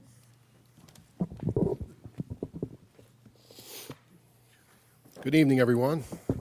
Ron Galzunas. I'm here this evening on behalf of and retained by Jim and Megan Gabrielle. They are the owners of 1314 Maryland Avenue. The neighbors of the applicants, Paul and Nancy Valentine. They own the house, if you're standing on Maryland, facing the house, there to the left. The Gabriels could not be here this evening, but they felt that it was so very important for them to be heard. So they took the step to retain my services to speak on their behalf, and to use their words. They're 100% in approval of this application. But I wanted to do a little bit more than just come in and regurgitate some things. I wanted to speak. I did speak with them, and we had a nice Zoom call the other day, and I got to spend some time with the Gabriels. And I wanted to ensure they understood what it was exactly they were going to agree with and didn't have an issue with. And not that this was just, well, they're neighbors, so we'll get along and we'll voice our support. So I did that. And I expressed to them what the board's concerns typically are when a pool issue comes before them. One of which is, of course, the noise from the pool equipment. And the Gabriels understand, they know that the pool equipment is located on their side, the house. They're the ones, if there's any noise to endure from the pool equipment, it's going to flow over to their property. And they know that the 10-yard side yard setback is satisfied, and that's what's adequate, determined in the ordinance to protect them. But notwithstanding that, they say that, look, the modern pool equipment is new, it's very quiet, and it's absolutely nothing compared to what your average air conditioner unit would be. The other issue was the location of the pool. It's closer to their side than it is to the other properties. It's got a large rear yard setback, it's got a large side yard setback on the other side. It's their side that's 10 feet. 10 feet, it's compliant, but it's still closer. They understood that, and they had no concern with that. They felt that that 10 feet was adequate. Noise from use, that's mostly what we've heard from this evening. They've lived there for 2 years now. 2 summers they spent. And they don't rent, the Gabriels. They come for the summer, their family's there for the summer, so they've had a chance to make observations over 2 seasons. They haven't had any complaints about their neighbors. They hadn't had any issues with them. He says they rent it, but they've been renting it less and less, and it was their intention eventually to come down here and settle and retire. But I really wanted to know, did you ever have any trouble? What are the Valentines like as people, as neighbors? So we had to think a minute. And he said, you know, there was a time when I had an issue with the wood boring bees, the carpenter bees, the big bumblebees, you know, and they were living in a piece of the Valentine's fence. And he went to the Valentine's, he said, I have this problem, the carpenter bees are around. No problem. The Valentines immediately replaced the offending section of wood fence that the carpenter bees were living in, hired an exterminator, came and took care of the problem. So they're very responsive. So what's the context of this? They're not great friends, they don't have a past history, they're just neighbors. The Valentines didn't have to do this. They didn't really know them, but they went out of their way to accommodate them, to address their concerns, and to take care of the problem. And the Gabriels wanted me to convey that to you, that these are good people, that they get along with them. They're good neighbors and very neighborly people. So that's their position.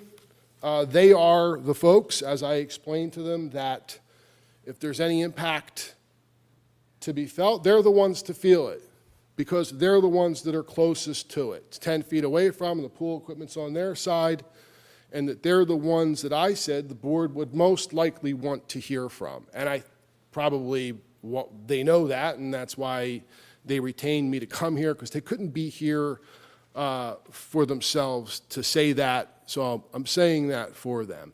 They don't have an issue with this. They don't see a problem.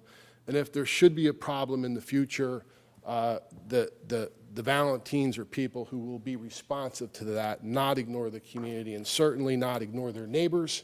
They did not ignore the Gabriels when the Gabriels came to them for help and assistance. So that's what they did in the past. They didn't have to, and I'm certain that they'll do that in the future. Thank you. Anyone else in the public? May I say one other thing? It's your discretion. Okay, sure, Mr. O'Neill. Should I just stand here? Yeah, that's fine. No, he's got to go to He's got to go to the microphone, sorry.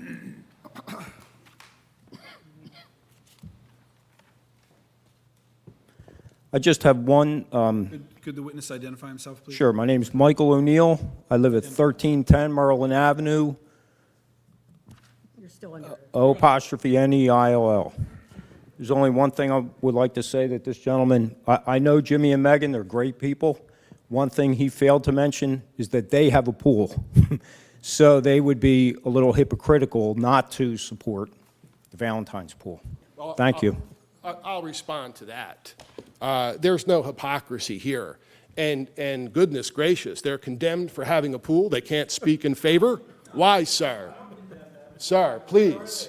They have a right to speak, and I'm here to speak for them, sir. Oh, I am, and I can, and I have, and I will continue. All right, to speak for them. the record has the contents it has. Ron, it's good. Thank you, Mr. King. You're good job. All right, nice. Can I get up and say that? Oh, you better, talk to your attorney about that. Can I get up and say something? Well, we're going to, are we closed, is public portion closed? Anyone else out there that If wants he to talk? adds more and they want to talk about what he says, what are Right we on. supposed to do I'll about that? close it to the public. It's closed. Well, this is going to be rebuttal testimony That's, to what we've just heard. I understand that, but if he comes up and says, I've never, I don't know, he could say anything, and if someone in the public has a comment on that, you can't foreclose it. Well, the instructions to Mr. Valentine will be to respond only to the statements that were heard, not open any new It's okay. When topics. he speaks and then someone jumps up from the back and they want to say something, are we really in a position to say no? Is that what you want us to do? Well, I think rules of procedure, Whatever let me whatever be, you think is best. I want to be clear on this, however. When we always have the ability to present rebuttal testimony to the things that we just heard. It's got to be limited to the scope of what we just heard. Now, if he wants to talk about something totally new that you haven't heard of before, then yes, we may have to He open, hasn't even testified. It's going to be his first testimony in the entire hearing correct, after public has spoken. and he's going to So respond to them. I understand about rebuttal testimony in court and limiting to the scope of the cross, whatever heck you're doing, but you're going to have your client testify for the first time, and if they disagree with something he says, I expect the chairperson is going to let them, That's fine, and it will be limited to what we hear.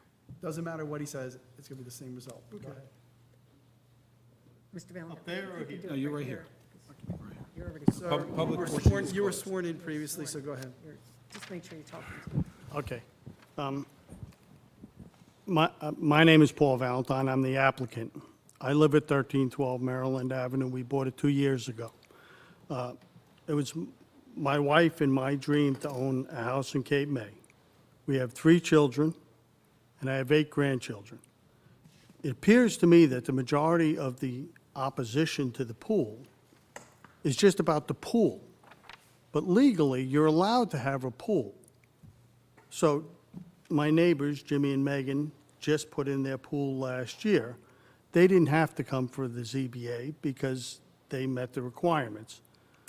I'm asking for a small variance between a deck and the pool.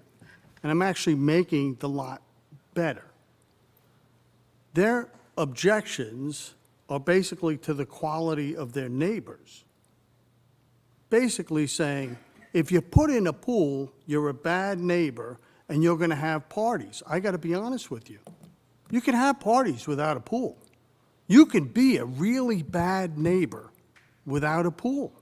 You can have drunken people in your backyard without a pool. You can have loud music at 12 o'clock at night without a pool. I'm not that bad neighbor. I'm a good neighbor.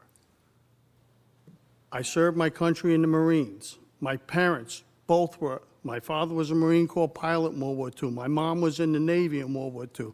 My grandfather was in World War I and World War II. I'm on my town council in my town. My son is on the ZBA board in my town. My other son is a police officer. My son-in-law is a police officer. We're not bad neighbors. We're good neighbors. We came here to make Cape May a better place, not a worse place. I won't be an offending neighbor. I have never been. The fact that I'm being ostracized by like Mr. O'Neill, when I bought my house, he had an agreement with the former, Be careful about opening up new topics. okay, He had an agreement with the former owner, Mary House, to rent the house for his daughter's wedding. I let him stay in it for free. I didn't charge him the balance. He paid her what he paid. That's what a good neighbor does. When Miss Brooke McMullen, when his son was out on the deck at 1:30 in the morning singing a cappella, I didn't call the police. I grabbed the beer and sat on the deck and cheered for him because he had a great voice. That's what a good neighbor does. When they were shooting fireworks off in the middle of the night on the 4th of July, I sat out there with my grandkids and listened to them. I didn't call the police. That's what a good neighbor does. I'll be a good neighbor. I'm a good neighbor. They're not arguing about the variance. They're arguing about a pool. If I was allowed to have the pool, they would still not want the pool, but I'm allowed to have a pool. And I'll be a good neighbor. I'm here for the long term. Me and my wife plan on retiring down here. I have 8 grandkids under 7 years old. There's not going to be wild parties in my house. The lights are out by 9:30. So I just thought it was fair that I told you who I was and where I'm coming from and why I think this is important to me. I don't know if you guys have grandkids or not, but if you take your grandkids to the beach, they're not there for 10 hours. If you can make it for a few hours with the kids in the sun, you're doing good. To have them come back to a pool would enhance our quality of life, and what we're proposing to do is enhance our property for the betterment of Cape May and for our community. So the neighbor directly to the left of me, which you heard testimony from the attorney, and the neighbor, the most 2 people who are impacted by this think we should get approval. So that's all I have to say. Thank you. Thank you for listening to me. Anybody have any questions? If it's limited solely to what we Well, he just said he heard, was a Marine. What does that have to do with anything anybody that, said? I don't think this opened the door to anything. Look, it's going to be right on point. Did, and he's, It'll be right on point. Just make a comment. This isn't personal, Mr. Valentine. You won't own this house forever. We don't know what's going to happen next year. It's not personal. It couldn't be. It's about our quality of life. And the other neighbor you referred to, both of them have swimming pools. The 2 neighbors you talked about are in favor of, they both have swimming pools. Not Paul, but the one on the one side, not Paul. You rent the house. You don't even live there. So how is it impacting? all right, guys, that's not, Yeah, that's not that's how we do it. Okay.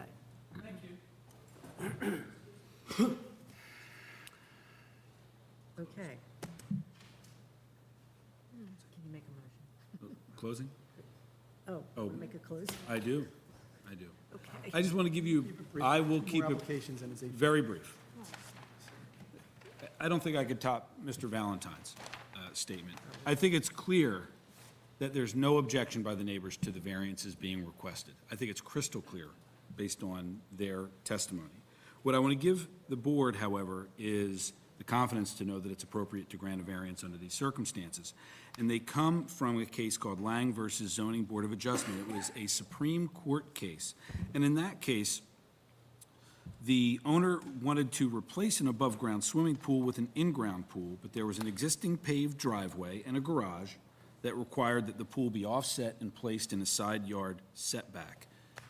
The Supreme Court of our state found and agreed with the board that that was a situation sufficient to justify a hardship variance, because the C1 standard speaks to a hardship related to the land that survives sales and purchases, and to the lawfully existing buildings on the land. And that's what we have here, a long, skinny building that predates this requirement. The court stated the hardship standard does not require that the applicant prove that without the variance, the property would be zoned into inutility. Right? We don't have to show that you can't do anything without a variance. The C1 applicant needs only demonstrate that the property's characteristics inhibit the extent to which the property can be used. And that's what we have here. The pre-existing structure, that's your hardship standard. We've already talked about the C2 balancing test for the improvements that'll be made. But I wanted you to move forward with the confidence to know there's authority for this board to look at a pool and find a hardship. And I think it exists here, and I appreciate your time and patience on this application. Thank you.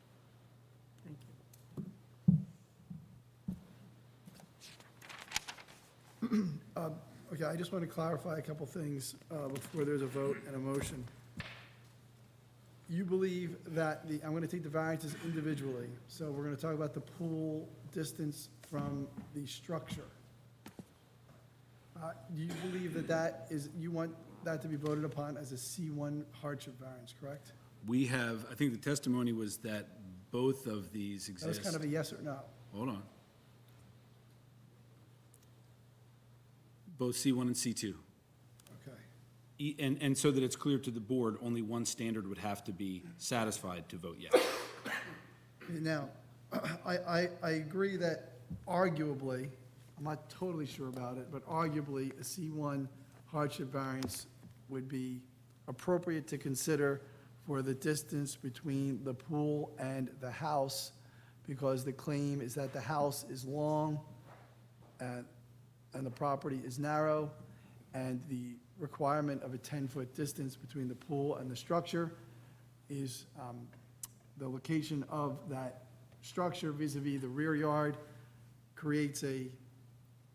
arguably creates a hardship in placing a pool in the backyard. I'm not so sure about the relevance of when that bill became a law, in terms of when that law came in, but their argument is that had the people who first built the house known that that rule existed, in theory, they would have given enough space in the back so you could put a pool in. So therefore, the fact that that law came in later is a reason why you should consider that part of the hardship analysis, because the designer of that house didn't know that this law would come in later and make it harder to have a pool in the back. I agree with the applicant that the fact that he purchased it recently or after the building was built or whatever, that is not a relevant consideration. The law says that the availability of a hardship variance depends always on how the hardship was created and not on who suffers from it at the time of the application for a variance. If an owner who was entitled to a variance on hardship grounds sells to a buyer who knows that the lot does not conform, the right to a variance is not lost as a result of the buyer's knowledge. So I don't think it matters that he just bought it recently. If it was appropriate to give a hardship variance to a prior owner, it's still appropriate to give it to the new owner. That doesn't mean that he's entitled to the variance. It just means that I don't think a valid reason is to say, well, he just bought it last year or 2 years ago, and he knew this was a problem, and that doesn't matter. What matters is the structure's relation to the property line such that it creates a hardship under the C1 standard. Okay, then the C2 standard is the balancing. You have testimony. Your own engineer said last time that the purpose of that distance was for fire safety. Your fire department has said that they're okay with that distance in its present, the way it's designed now. You've had testimony from an expert, so you got to take all that, they're experts, you got to take all that into consideration. But I do think that distance between the pool and the house has a purpose, and the purpose is the one that Craig outlined previously, and that was addressed by the expert testimony and the testimony of the fire person. So you got to do that analysis under the C2, because the harm, according to that testimony, has been greatly diminished, okay? So you got to consider that. Okay, now, for the lot coverage, I view that as a C2 analysis. I don't view that as a C1, but if you disagree, I wanted to hear why. We've proposed it as a lawfully existing condition, non-conforming on the site, and we've proposed it under both the C1 and the C2. But why is it a hardship that would justify putting in a pool since you have a lot of lot coverage already? Well, why? I'm not arguing with you. I'm trying to understand why. If I'm going to have them vote on a C1, I need to know that it is applicable, and I just don't understand why it would be. Now, the proposition is that you've got the existing coverage there and the existing driveways, the building footprint, et cetera. As a result of that, there's only so much that could be made in terms of modifications. I understand the C2 criteria. I think that that is stronger in that respect. It's probably the stronger argument, but we've proffered it under both. Yeah, I'm going to let you vote on a C1. I'll fully admit, I don't quite understand why it's a C1. I don't think the testimony was directed to the C1 variance. I don't think that there was testimony given on the C1 standard as to why the lot coverage should be granted as a hardship. I have some questions about the level of evidence on that, but that's for you to decide, not for me. I just explained to you why I was asking the questions. There is a C, now, they also request a C2 variance on that. And I think the C2 variance analysis is what they're saying is they're doing a lot of improvements to this property. Your own engineer testified that there's substantial improvements on drainage, okay? Pulling the water from the back to the front. They're also reducing the lot coverage overall. It's somewhere between 52 and 90%, depending on this gravel issue, which I still don't understand, and no one seemed to really clarify what our ordinance says about that, but it's somewhere between 52 and 90, and it's going down to somewhere in the 40s. So they're saying that they're making the situation that's there, that could exist forever, better by reducing it, okay? If I can summarize, I think, the more relevant of the objector testimony, their position is, okay, they are reducing the lot coverage, but a pool is a high price to pay to do that. They could reduce the lot coverage on their own, they could reduce the lot coverage by doing something besides a pool. But what they're saying is, in the weighing analysis, sure, the lot coverage is being improved, but they seem to feel that installing a pool is a high price to pay for that amount of reduction in the lot coverage when those things can be done without installing a pool. That's the objector. So you got to take all of that and weigh it. Impact, negative criteria. Your engineer testified that lot coverage does have to do with intensity of use. So they're going to cover part of this with a pool, and you have to weigh the neighbor's testimony of the impact that pool will have on them versus pools are permitted. Okay, I know people, I'm in West Cape May as well, okay? Cape May Point just outlawed pools. I mean, they really did. They said pools are not a permitted accessory use. West Cape May, it's a permitted accessory use. Your ordinance tells you that a pool is an appropriate accessory use in this zone. You shouldn't ignore that. Your ordinance is talking to you. Your ordinance is saying people may complain about pools, but they're a permitted accessory use. So this isn't a use variance, okay? And now you go to impact. Side yards are how you address impact generally on your neighbors, and they comply with the side yards, okay? So those are all things for you to consider. But it still doesn't bring it in compliance with lot coverage. It still exceeds lot coverage, it's just improving it. You got to weigh that against what you see as the negatives about the application, okay? So you have the hard job. All right, so normally I lump everything together for the variances. But Mr. Cagney, I'll let it be your preference. Do you want an up and down vote on your entire project as a whole, or do you want me to have them vote on each variance? I only do that because I recently had Judge,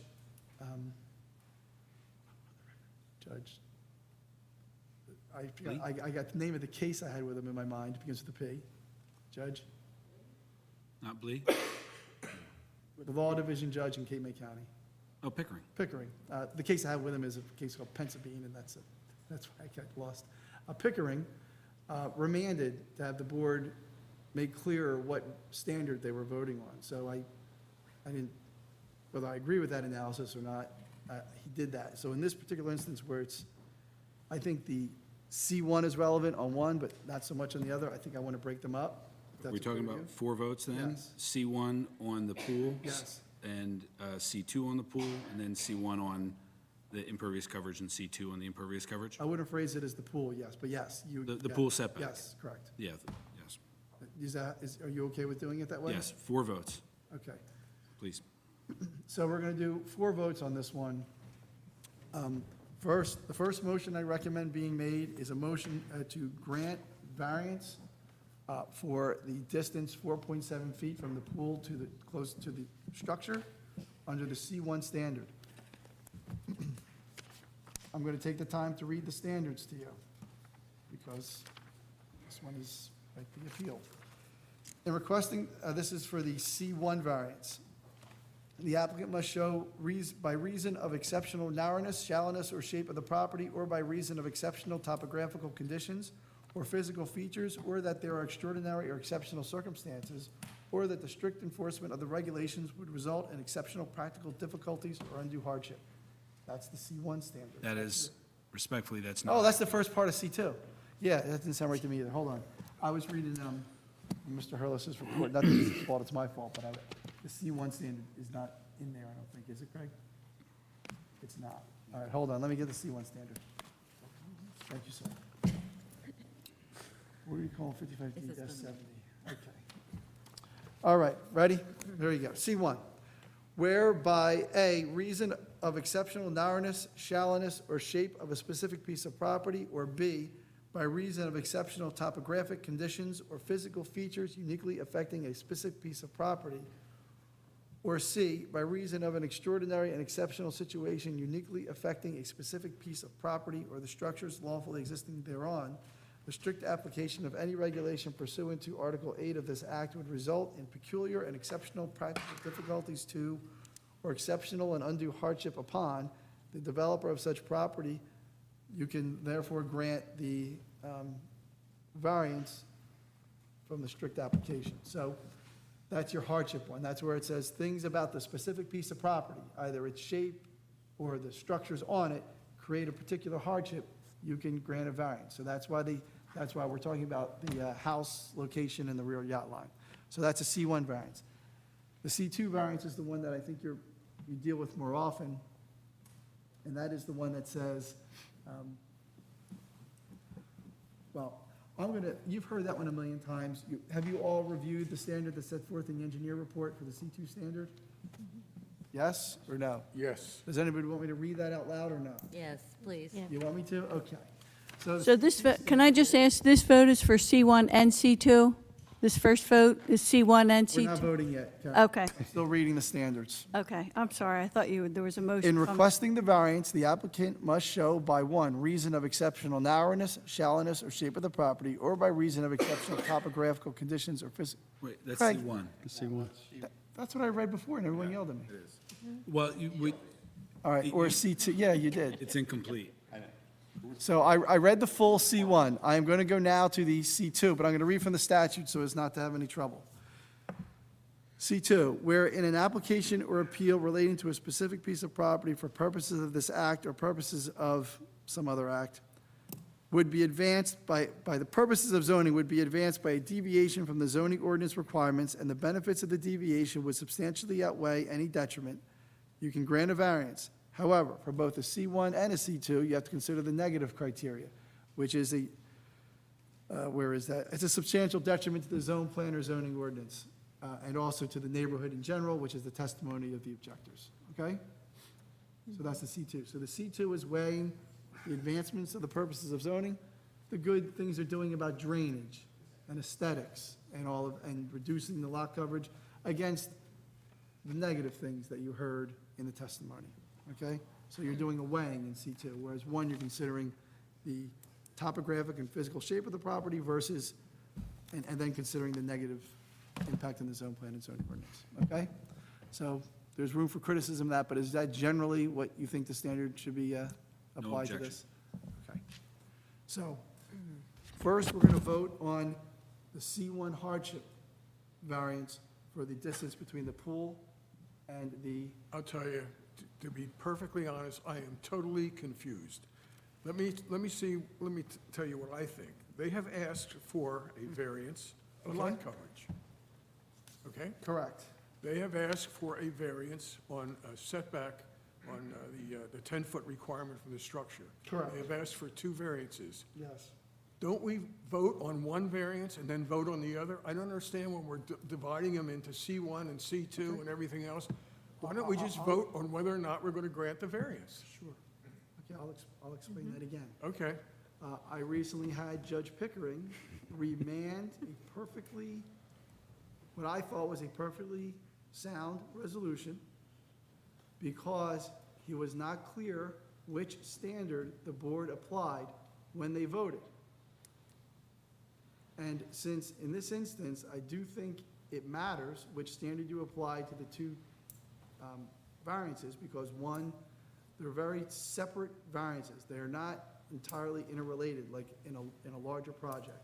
And certain of the standards apply better to certain of the variances.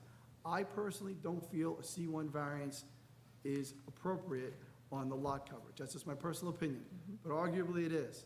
But I don't want to get to an appeal and you guys vote yes, no, yes, yes, no on a variance, and we don't say which one it is, and then when the Superior Court judge gets it and he now analyzes it and tries to decide if the facts are support the variance that was granted, he needs to know which standard you apply. And if I don't break it down, there may be confusion about that. So in order to avoid that confusion, I want to break it up. So that's how we're going to do it. And you're free to vote. It's going to, in the time it took to explain it, we probably could have done it, but that's the reason why. Okay, so for each variance, we're going to have two standards we're voting on, right? You're going to vote whether the 4.7 feet satisfies the C1 standard. You're going to vote whether it satisfies the C2 standard. If it satisfies either one of those, the variance is granted. Okay. Then you're going to vote on the lot coverage. You're going to vote on the C1 standard, you're going to vote on the C2 standard, and if either one of those work, then it's approved, then that variance is approved. Okay. I know, I'm just telling you what No, happened. it's just so confusing. I mean, this is so much different than what we've normally done in the past. I mean, and I have to say, I've been a lawyer for 50 years, and I still didn't quite understand what was going on. Now, I don't know Judge Pickering, and I don't know, but I'm thinking to myself, you know, do we needlessly confuse things by doing this? But if you want to do it that way, okay, we actually have 4 votes, right? We have 2 votes on one variance, and we have 2 votes on the other variance. Is that correct? I'll say it again. We're going to vote on the 4.7 under the C1 standard. We're going to Okay. vote on the 4.7 under the C2 standard. That's 2. It's 4, I know that already. You don't think, That's 2 votes. We're going to vote on the C1 variance. We're going to vote on the C2 variance on that one. and had I completed my Non-conforming set. thought, it was going to be, then we're going to vote on the C1 variance on the lot coverage Right. and the C2 variance on the lot coverage. That's 4. That would be 4 votes, which is Okay. what I said 10 minutes ago. How come I'm arguing with my own counsel? I mean, don't this is know. crazy. That's a fair This is question. really That is- unbelievable. That is a fair question. I don't know. It's not that why- I don't came know why into you this are. without any knowledge of the law at all, but I'm I thinking to understand. myself, why are we Look, doing this? I don't make motions. wanna You, you can make any motion you want to make. You can make a motion, just regular blanket motion if you want to. Don't, it doesn't matter. I don't make motions. I'm just telling you that the way this came out in the testimony, I think it would be prudent to do it that way. But if you don't want to, Now, I don't make motions. maybe I'm getting old and crunchy, but we've already spent almost 3 hours on this, and I could leave it up to our chair. Do you want to vote that way? You want to make 4 I think votes? it's really confusing. Fine. We're going to do one vote All right, thank you. Okay. on the project as a whole, because I'm going to give my usual position. Because of the project, they've asked us to consider the project as a whole. They've asked us to consider aesthetics and drainage on all of the issues, so we're going to vote it up or down. But I would ask everyone to please do this for me, if you would. Please articulate your reasons carefully, so that I can apply your reasoning to the appropriate standard. Consider both standards in your analysis. I'm directing you to consider both the C1 and C2 standard. If you believe they meet either of the standard, then you should vote yes, okay? All right? So if you don't think they meet the C1 standard, but meet the C2 standard, don't vote no. Vote yes. If they meet either standard, vote yes, okay? Yep. All right, there you go. So if someone make a motion that they want to make. But what's the motion? Why don't you put it into words? I don't and wanna will make the motion. I mean, I'll make it if you want me to, but the motion is to grant the variances for the distance between the pool and the deck, and the variance for lot coverage, and along with the associated conditions as outlined by your board engineer. Okay, I'll make that motion. Will someone second? I'll second. Thank you, Mary. My understanding now is that a no vote on this does not grant the variance. Is that correct? Correct. Correct. And a yes vote does, okay? All right. A no vote denies both variances, a yes vote grants both variances, because we voted it all together. Mr. Murray motions, Mrs. Notch seconds. Mr. Walsh. I'd just like to say first, I'm not against pools. I've owned a pool for 25 years, no longer own it, but I raised my kids in the pool. But I think the law is pretty clear to me. It's just too close to the house. It's too close to the main structure. It's only 4 foot, and if you were going to install this, maybe this isn't relevant to the law, but it's just too close to have kids walking that close to the pool. 4 foot is, this is 4 foot. You know, it's like, it's just that, you're going to have kids walking by there. I don't feel it's safe. But I feel the law is very clear that it's got to be that distance from the main structure. So your vote is? No. Thank you. Mrs. Notch. No. Ms. Hessel. Yes. Mr. Venuto. No. Mr. Murray. No. Mrs. Hutchinson. Well, I was going to, when I saw the fire department initial report, I was like, that's it, they can't do it. But considering Mr. Conley's, I think he's been doing fire for a long time, and that Mr. Coulter went out and he checked it, and so I think that's settled right there. And then I also think by putting in the drainage system, that it's improving the property. So my vote is yes. Thank you. 2 yeses, 4 noes, the variances have been denied. Thank you all for your time this evening. Thank you.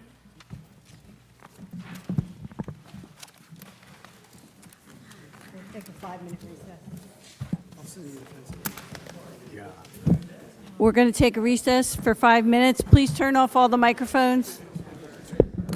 These people are not, they don't, I don't understand about that. I'm thinking, what this will do is just befuddle the entire thing. Turn that mic off.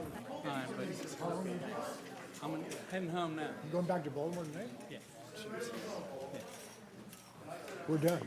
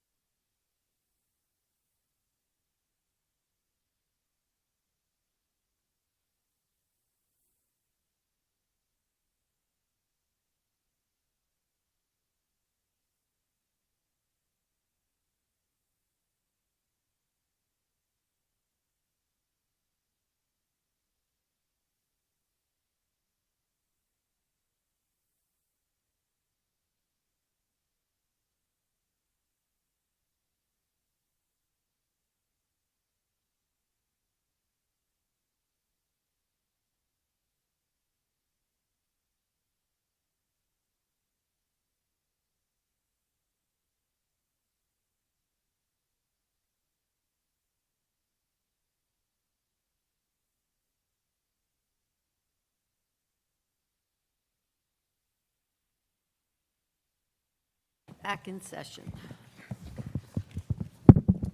Good evening, and thank you for waiting around for us. I appreciate your time and consideration. I do have one last-minute emergency amendment to our application. My wife Hope and I would like to install an Olympic-sized swimming pool along with our house, so I hope that's not a problem. Sorry. Strike that from. I get punchy. It's not even funny at this point. My name's John Kilgannon, and this is my wife, Hope Kilgannon. We're the owners of 620 and a half Hughes Street. And to my right is Mr. Paul Farnan of Fulcrum Design Group. I think you're probably familiar with Mr. Farnan. My wife and I purchased 620 and a half Hughes Street. I guess it was back in March of this year. And it's a very odd property. You've probably walked down Hughes Street a number of times and probably walked right past it and didn't notice it.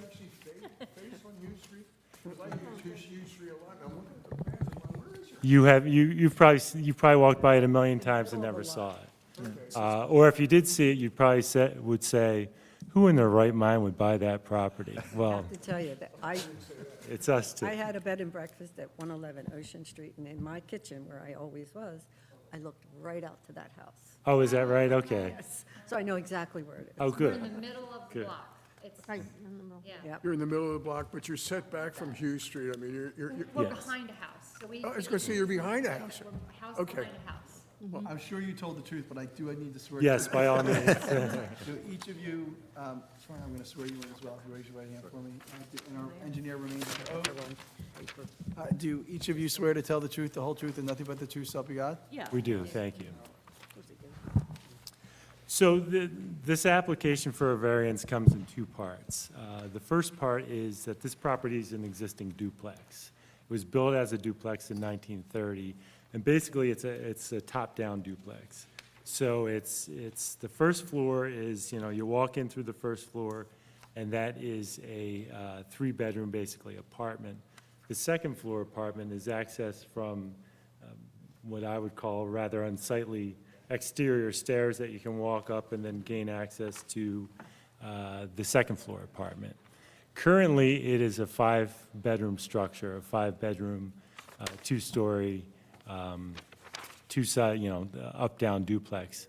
The proposal is to basically convert it to a single-family home. And what that contemplates is, it's, in my mind, rather simple. We're going to use the same box. It's basically a box. Lop off the exterior staircase and just basically build an interior staircase. And in lieu of, or in the place of the exterior staircase, the proposal is to install a single-story porch, basically. So before Mr. Farr and I delve into the specifics, I do want to touch on some housekeeping. Reduce the overall number of bedrooms. You want to say that? That comes later, Hope. Oh, sorry. So this is Block 1057, Lot 8, a residential zone RS. We did provide registered mail notice to all the homeowners within 200 feet, and copies of receipt of those notices are on file. And we also published notice of tonight's hearing in the Cape May County Herald on November 30th, 2022, and an affidavit of publication is on file.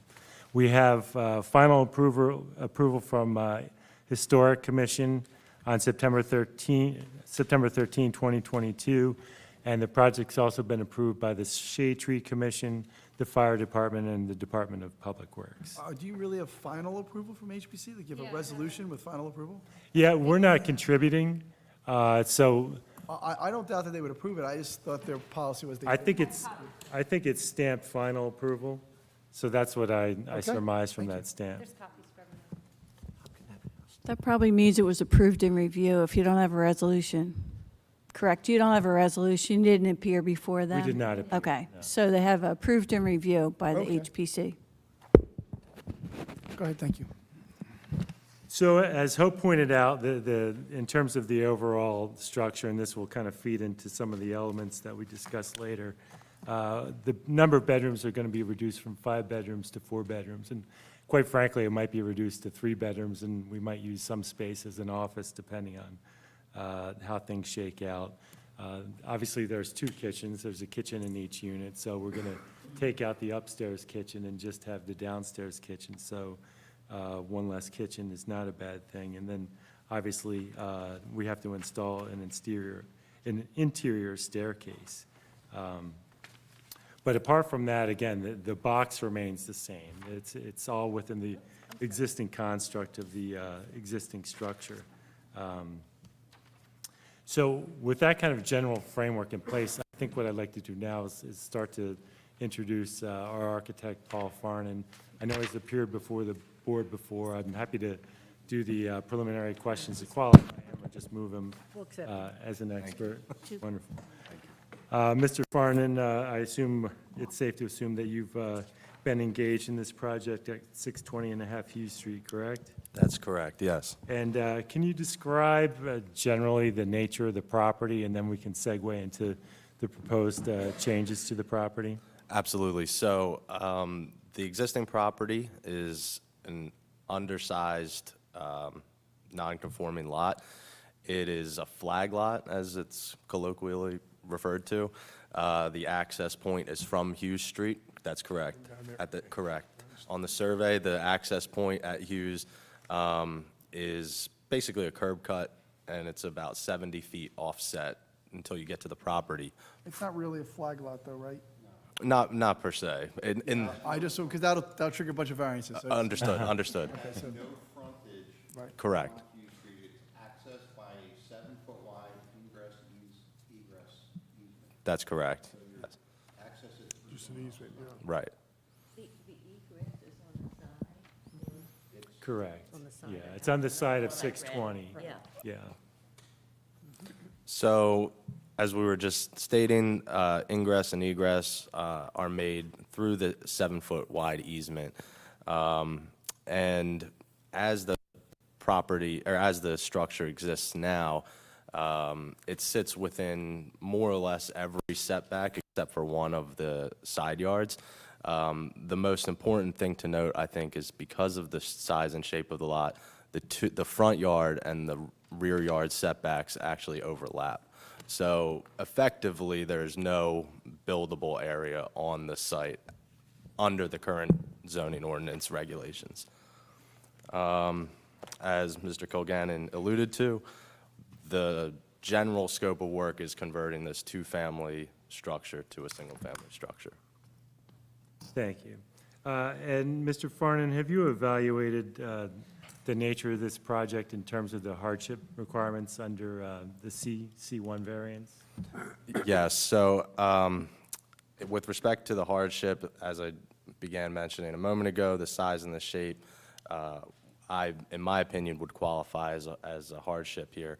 The existing lot is only, is shy of 2,500 square feet. What is required is 6,250, so it's about more than, or less than half of the required lot size.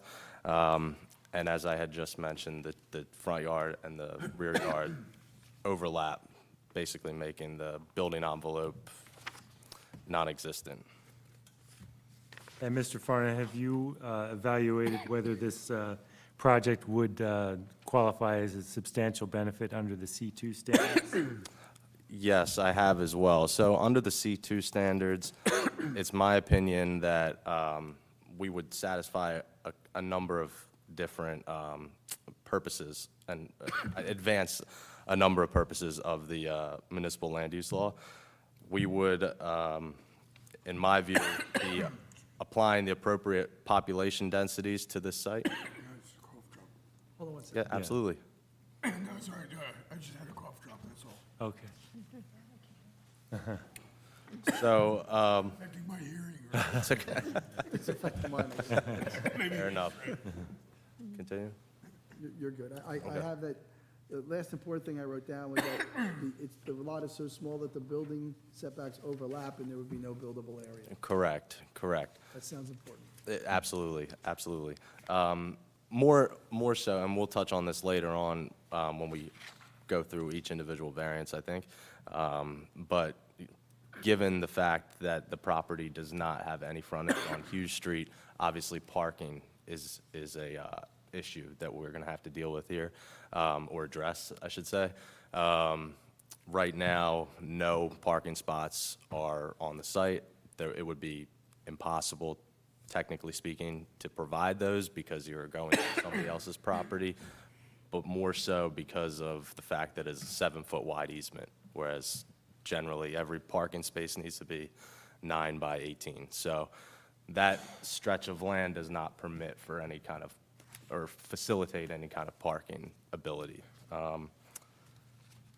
In terms of getting back to the C2 points, we are applying the appropriate population densities, reducing it from a 2-family to a 1-family. In our view, collectively here, we think we're enhancing a desirable visual environment by removing the 2-story exterior staircase and applying a single-story open front porch deck, covered, I should say, but open otherwise without a railing. And that is to enhance the aesthetics of the building, make it look more appropriate to the period of what it's trying to be. Otherwise, I would say we're promoting the conservation of energy resources and natural resources as we reduce this from a two-unit dwelling to a 1-unit dwelling. Obviously, that has impacts on the amount of resources such as potable water, et cetera, that this property is going to be consuming, which we know that water is obviously a huge talking point right now in Cape May as well. So I think that would be another point that we push forward from the C2 aspect. Mr. Farnan, if I may, I'm going to walk through, our application contemplates 7 different variances. That's correct? Correct. Okay. And we'll just walk through, the first one being section 525-19B1 lot size. The existing lot size being 2438 square feet, proposed lot size 2438 square feet, and required lot size is 6,250 square feet. That's considered existing non-conforming, correct? That's correct. And there's no way to build the structure or to make these amendments in any way that would change that, correct? Correct. Could I just stop you right there and just give the board some information? So in the RS zone, we don't have one set of bulk and area standards for all the uses in the zone. So if you're converting from one use to another, a whole new set of standards apply that was never really contemplated for the previous use. So it gets, some of them are more restrictive and some are less. For instance, lot size requirement for a 2-family detached dwelling, which is the existing use, is 7,500 square feet. For the proposed use, that drops down to 6,250 square feet. For lot frontage, the requirement is 60 feet for a single family, or for a 2-family detached, it drops down to 50 for a single family. Lot coverage goes the other way. It's more conservative. So you're going from, for 2-family detached, you're permitted 70% of coverage. When you convert to a single-family dwelling, it drops down to 45%. So a lot of these variances are created because of our different zoning requirements for different uses in that district, okay? So it gets a little weird, and like, they're existing non-conforming, but they've changed. Yeah. You know, the standards change. In your chart, the required column is for a single family. The required is what's required for the proposed single-family dwelling, okay? So they're saying existing non-conforming, but the standards are changing. So that's just a little background before they went into that. But it Sorry. sounds like some of them are improving.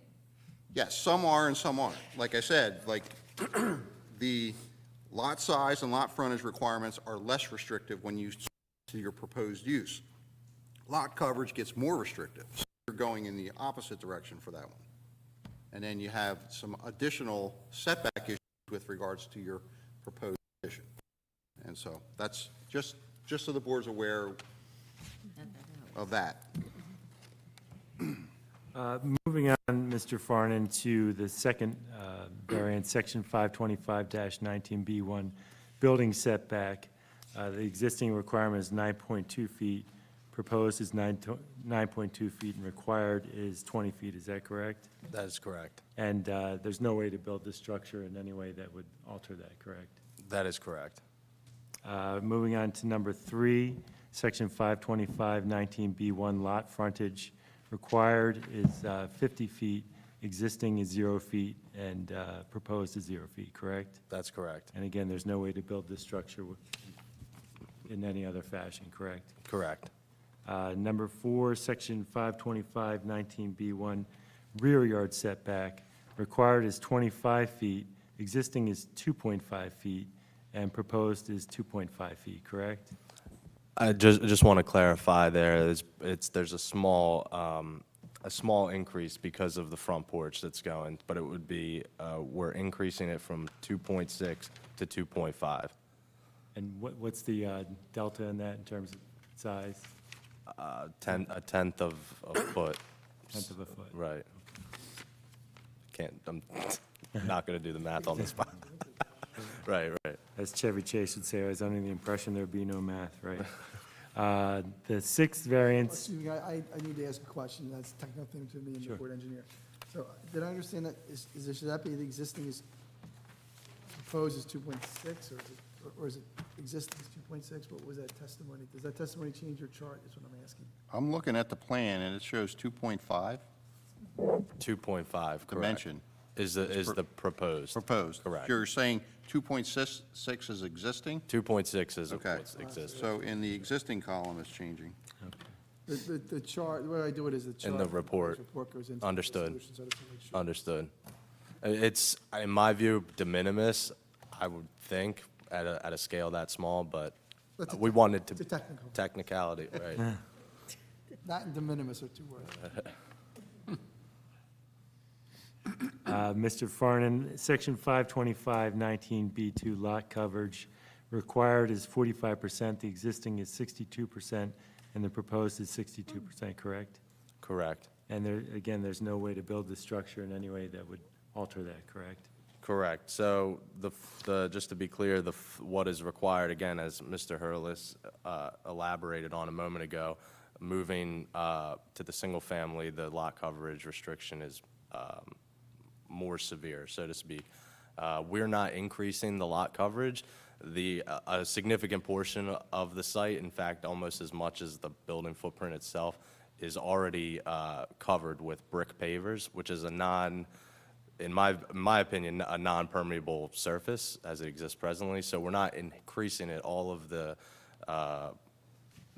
that area where we're proposing the porch is already covered in what is already a 2-story exterior staircase or brick pavers. And in fact, the brick pavers extend under that structure as well.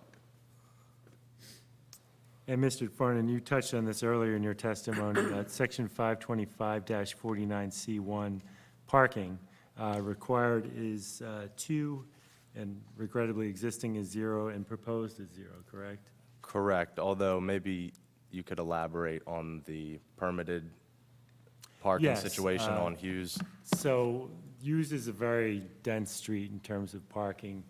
Fortunately, there is an opportunity for homeowners in a situation like Hope and myself where you can obtain a registered spot. So we have actually a registered spot in front of our house, and that works about 50% of the time. Usually you come down on a Friday night and someone's in your spot and, you mutter to yourself, yeah. But there is that spot that's assigned to the. You're entitled to one spot. And that's on Hughes? That's on Correct. Hughes Street? That's on Hughes, yes. And lastly, Mr. Farnan, Section 525-72D, non-conforming structure on non-conforming lot. And again, there's no way to build this or make this amendment in a way that would alter that, correct? No, I don't believe so, although I would just ask for some clarity, maybe referencing the previous applicant and the fact that this building has been there for the better part of a century.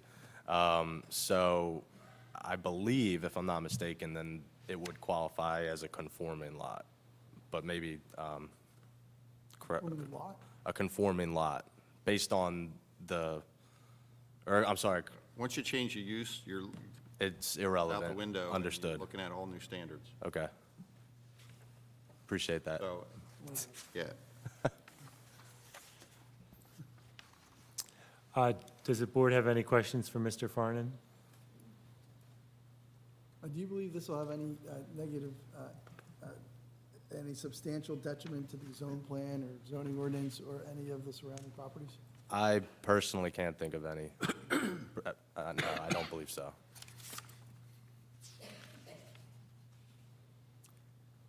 Anybody have any questions?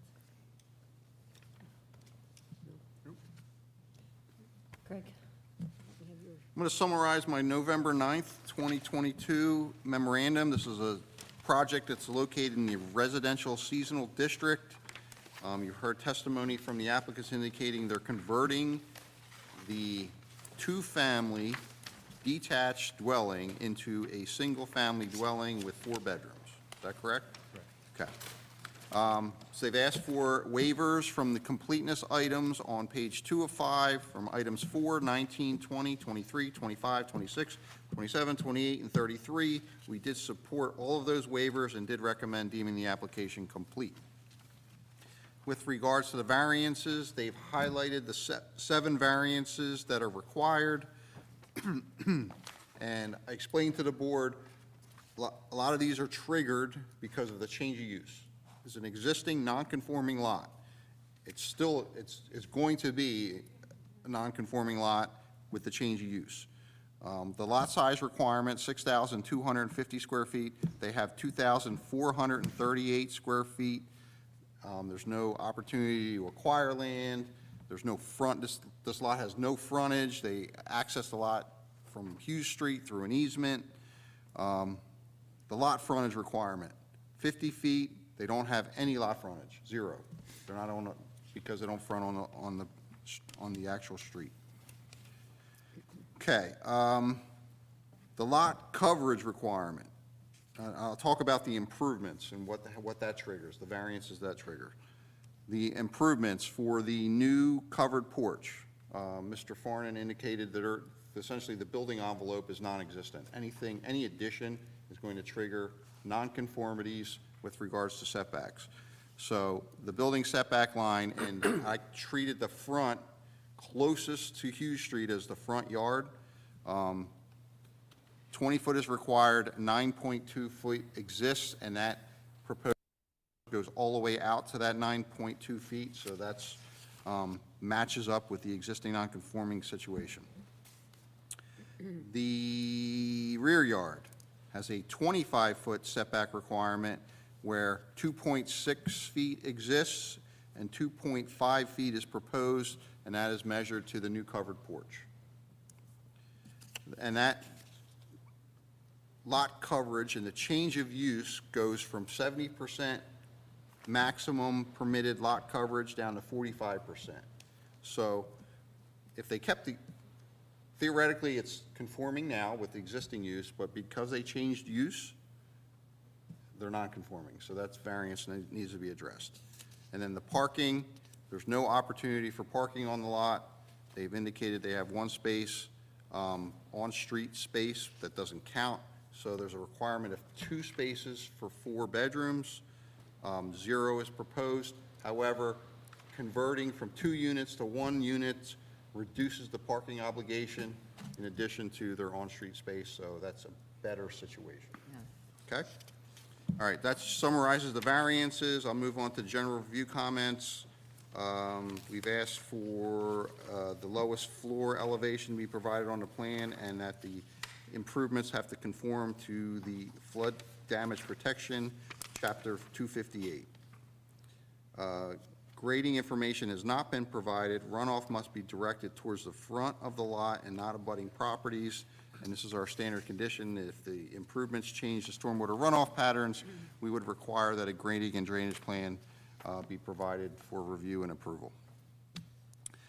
3 is sidewalk adjacent to the subject site would be replaced to the satisfaction of the board engineer. 4 is our standard condition that ties the improvements to a satisfactory inspection, and the inspection escrow that's required as part of that. 5 is compliance with the requirements of the Chapin Shade Tree Commission. I think we did receive other reports from, where are they? For some reason, I don't have those printed out. But we recommend compliance with those reports. I think they all recommended I have copies if you want. yeah, they recommended approval, there's no comments. I got shade tree here. Yeah. I remember looking at them. Okay, project is located within the historic district. I think you provided evidence of that approval tonight. You're required to comply with any and all applicable affordable housing requirements at the time of approval, issuance of building permits or certificate of occupancy as applicable. And finally, if the board grants approval, the applicant is required to revise the plans to address the conditions that the board sets forth and submit 6 sets of compliance plans for review and approval. That's a summary of my report, and I'm happy to answer any questions the board has. Anybody have questions for Craig? Okay, at this time, I'll open it to anybody in the public within 200 feet that would like to speak. Anybody beyond 200 feet that would like to speak? Closing it to the public. On the motion, I'd recommend being made, although how you vote is up to you, is a motion to grant the variances requested by the applicant, numbers 1 through 7, on page 3 of the engineer's report, along with the conditions outlined by the board engineer on pages 4 and 5, 1 through 9, in the engineering report. Madam Chair, you entertain a motion? I entertain a motion. Okay. I will make that motion as articulated by our counsel. I'll second. Okay, motion by Mr. Murray, seconded by Ms. Hessel. Ms. Hessel? Yes. Thank you. Mrs. Notch? Yes. Mr. Walsh? Yes. Mr. Venuto? Yes. Mr. Murray? Yes. Mrs. Hutchinson? Yes. Thank you. Thank you. You'll come back for the pool. Where are you going to put the pool? Did you inherit property or you buy it?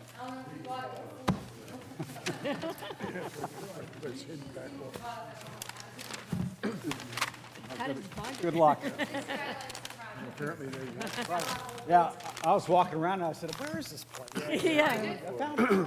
Yes, we converted a duplex up at and I said, I'll need to do this again. Oh, there you are. Got a lot of old boats too, to get rid of. The long one.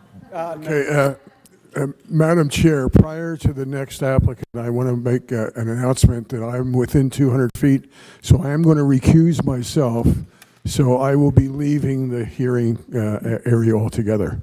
Okay? Thank Are you driving back? Tomorrow. Thank you, Bill, for your service to the zoning board. Pleasure serving. This is your last meeting, so thank you so much. Well, listen, well, thank you very much. It actually has been my pleasure, even though sometimes Rich and I argue, but that's okay. We're lawyers. We do that. In any event, this board is astounding in their competence. Our secretary is just terrific, as is our engineer and our lawyer. Thank you, And Bill. every one of these members here is qualified. They're good. They debate. They read things, and their decisions are really reasoned, and I'm very, very impressed with the board, and I was more than happy to serve with you. So I wish you all the luck in the future, and this is it for me, okay? And these are my new neighbors here. So I will be leaving. Thank you. Take care, Bill. Appreciate all your time. Okay. So just give me a minute to get my stuff together, and I'll be out of here.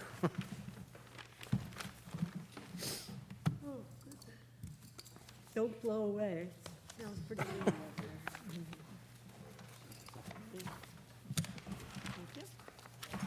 there. Hey, what's up? Thank you for your service. Okay, all right, take care, okay. Thank you. Good luck, everybody. See you around. Stay well. You too. I'll see you around. Take care. More than shop, I'd say.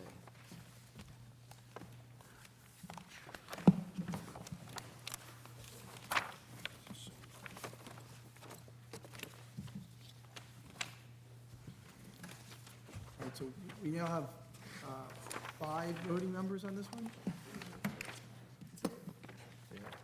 So there's 5 voting members, so you need 3. We're good. Thank you. We're ready? Everybody turn your mics on. Yeah.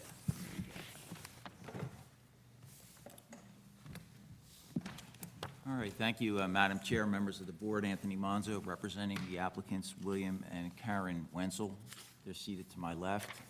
To my right is Steve Fenwick, who is a professional architect and planner who will provide testimony, explain the project, and answer any questions that the board may have. Mr. Wenzel will provide testimony. Mrs. Wenzel may or may not, so we can just swear them all in and then take it as we go. Okay. If each of you would please raise your right hand, and our engineer remains under oath. All of you swear to tell the truth, the whole truth, and nothing but the truth, so help you God. I do. Okay, thank you again. I just want to give a little bit of background, and then I'll turn it over to Mr. Wenzel and Mr. Fenwick. This property is located at 105 Queen Street. It's at the corner of Queen and Kearney. There's a single-family home right now that's kind of out of character with the neighborhood. It's in the RS zone, which permits single-family dwelling units as well as two-family dwelling units. It's a large lot. It's 100 by 100, and it's a corner lot. 100 by 106. And because it's a corner lot, it has 2 front yards, so therefore 20-yard setbacks, or 20 feet setbacks on each corner. The photos that I provided are marked as exhibits A1 through A6, and these are photographs of the neighborhood in general, and I can just briefly go through it and then move on. A1 is directly across the street from the Wenzel's home at the corner of Kearney and Queen. A2 is the subject property along with adjacent properties along Kearney Street going east. A3 is on the same block. It's at the corner of Queen and Stockton. A4 is a visual from the middle of the street, Queen Street, looking down toward the beach on the same block as where the Wenzel's property is. And these photos are mainly provided to show that most of the properties in this neighborhood are close to the street. And virtually none of them meet the front yard setbacks, which is what we're asking for. In this case, we're asking for 2 front yard setback variances for both Queen and Kearney. And this A5 is a photo from the Wenzel's house looking east. So you can see where their front yard is right now, and then you can see the houses that are immediately adjacent to it and how close they are to the street. And the last photo, again, is on the same block, but it's the opposite side of the street, and that's another corner property at Queen and Stockton that has, that's much closer to the street than the required 20-foot setback. So I just wanted to give the board a flavor for the neighborhood. I'm sure you're all aware and familiar with that neighborhood, but sometimes the photos help get a better visual. So this project is to demolish the existing home and to build a new home, again, closer to the road with a much larger rear yard. It meets pretty much all of the bulk requirements. In fact, when you look at lot coverage, which is a big issue, 45% is required in this zone, 40% is proposed. FAR, 65% is permitted, only 43% is proposed. Rear yard, 25 foot is permitted, 33.8 is proposed. So the only variances are really that the property's closer to the road, and the main reason, it's not the house itself, but there's a porch and the steps that are at the corner, so the way Mr. Fenwick designed the house, because it's a corner lot, it was appropriate in his view to have the front of the house actually be on the corner, so we have front yard setbacks that are mainly from the stairs, the deck's a little bit, and I believe the house itself is either right at or maybe just a little bit into the front yard setback. So we also requested in our application a minor variance for fence height. It's a 6-foot fence, but because of the grade of the property, it goes a little bit higher. than 6 foot. It's not in Craig's memo. I'm not sure it requires a variance, but if it doesn't, we won't put the proofs on. If you need, Is that a minor variance or a technical? it's a minor technical variance. Minor technicality. Substantially minor. I defer to Substantially engineer. minor. Yeah. 6 foot is located rearward of the front of the building, Correct. correct? Yes. Yes. So in my opinion, it doesn't need a variance.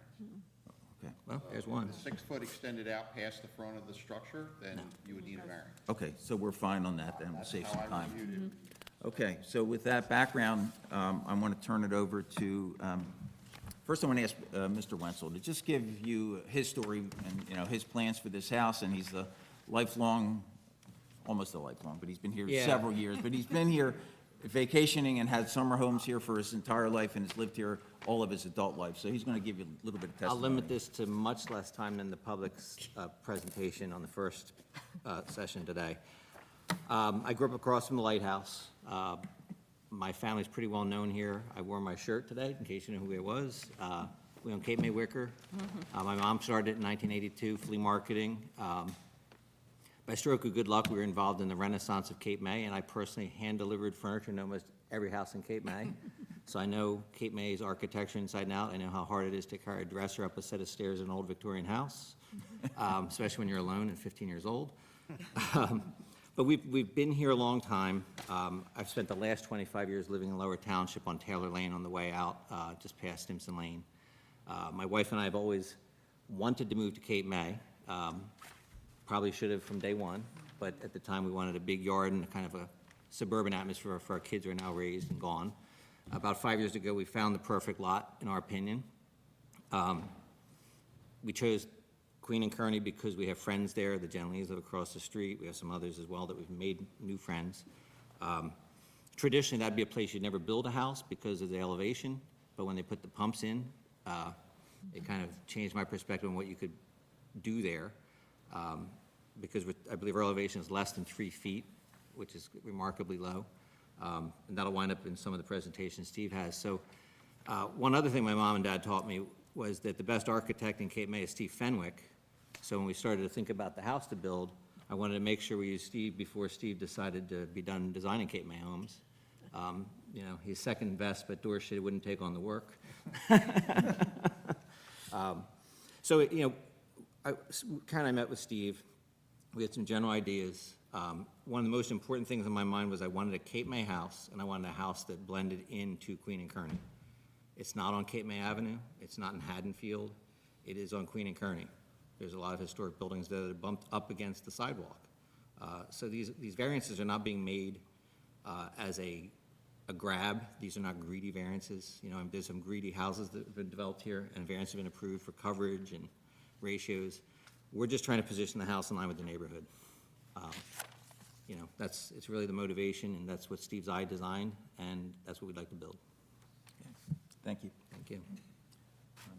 I'm assuming the board recognizes Mr. Fenwick as an expert?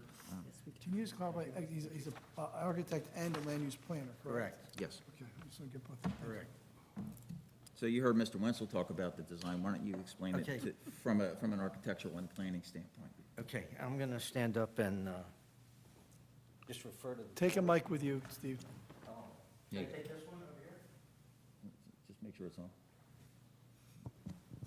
Okay? Yep. Okay.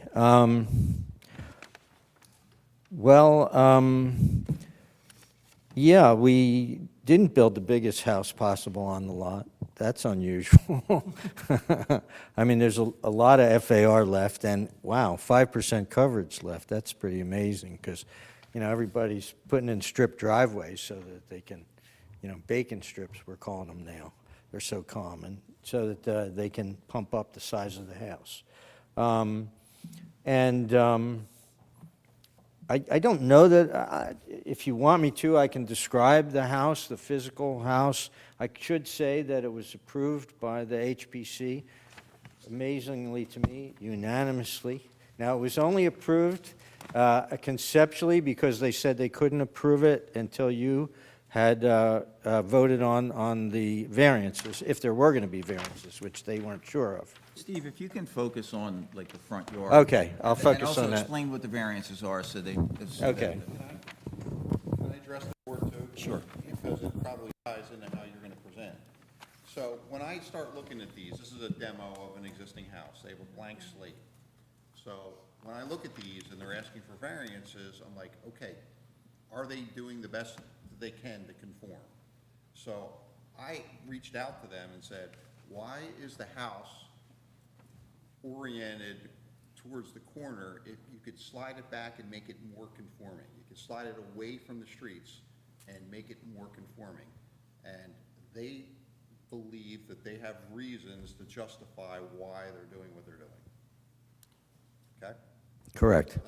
I'm going to leave it at So that. the hint there is. It has nothing to do with the swimming pool, and it has nothing to do with the swimming pool. And I believe that the testimony, the People testimony think would that. be that it may not conform to the zoning, but it more conforms more to the neighborhood, and that's what the. And I believe, and I'll give testimony, it conforms to the spirit of the zoning, which is more important than the technical variance involved.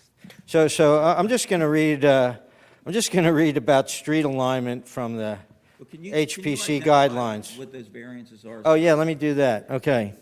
So on A1, the variances are the front yard setbacks on Queen and Kearney.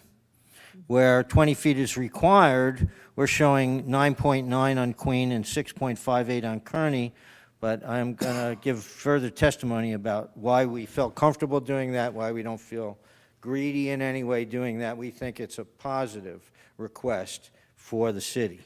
And the other variance was fence in the rear yard, but that's been discussed as a non-issue, I believe. Is that right, Craig? I don't see it as a variance. Okay. They're permitted 6-foot fences. Okay. There was a point in your report about a 2-inch height of the wall being, and we can adjust that for you, no problem. The wall is limited to a 2-foot maximum. Right, and I think we're at 2.2. You're allowed to have a fence on it, so. Right, so, okay, we're okay with the wall? Okay. Well, you're going to have to demonstrate compliance with the wall, but the fence on top of it is okay. Oh, right. That's what the other question about the fence height was. Okay. Well, let me keep going about the primary reason we're here is really not the fence in the wall. We can work those details out. But the primary thing is the setbacks on Queen and Kearney. And I just want to read, it's very simple, what's in the design standards from the HPC. The setback of a proposed building and the distance between a proposed building and adjacent historic buildings should be consistent with the setback and the distances between buildings fronting on the same street. So that's their direction. They don't want you to go back. They don't want you to go too far front. They want you to follow the historical streetscape. That's HPC. And then the zoning, in deference to that, allows you to average your front yard setback. And I'll read that to you. The average percent of front yard setbacks in a block where 50% of all the lots that front on the same street as the subject lot have been developed and have non-conforming front yard setbacks, a new or existing structure may be constructed or expanded so as to provide a front yard equal in depth to the average front yard of the existing buildings.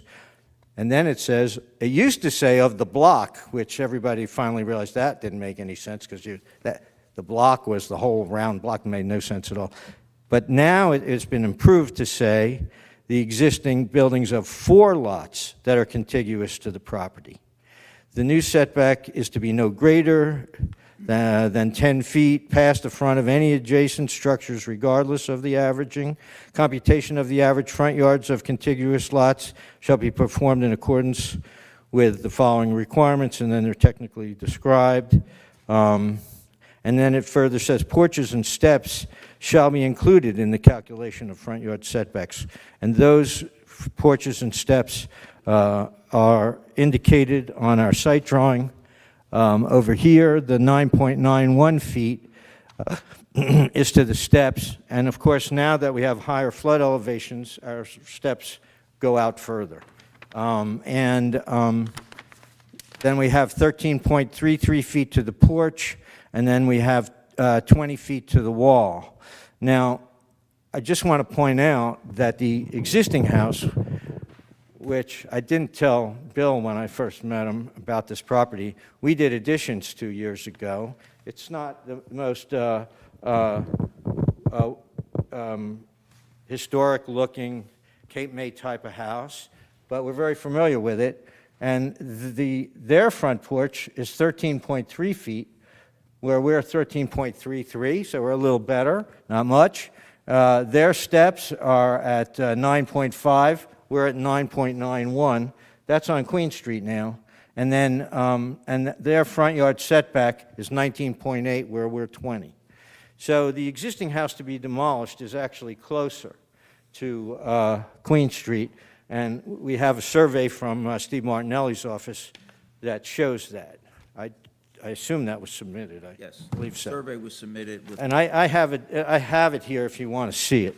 And that survey also has the distance of setbacks to the properties along And Kearney, along with Queen. I thought I should, if Tony is okay with it, hand these out. There's 12, so maybe keep a couple. These are images from Apple and Google, basically aerials, showing the character of the existing houses as they sit relative to the sidewalk and the streets. Because the most important thing is along Kearney Street, where the existing house to be demolished is set way back, but the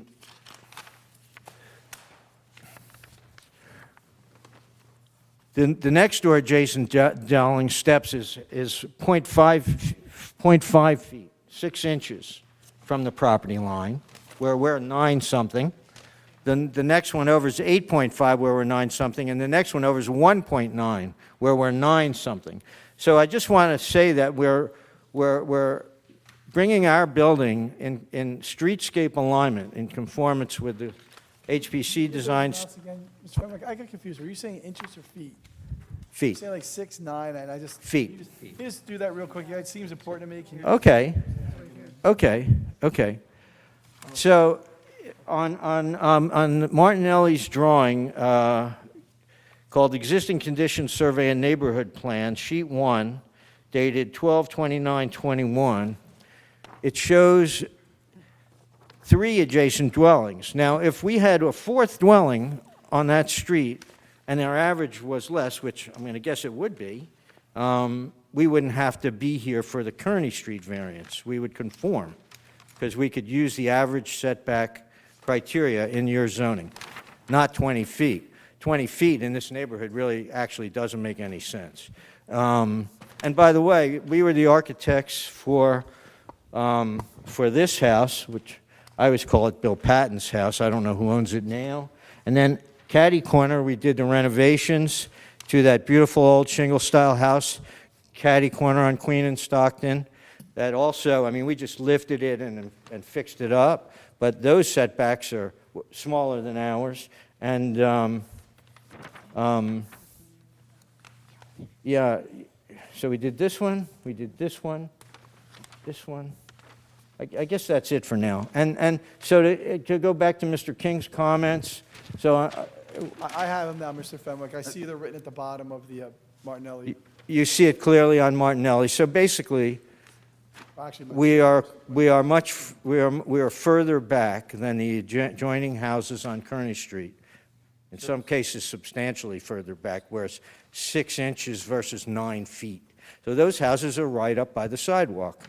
We are closer than the 20-foot zoning requirement, but if we had a 4th contiguous house on that lot, I'm pretty sure, well, depending on where it was, but I'm pretty sure we would be inside, we wouldn't need a variance there, is what I'm saying.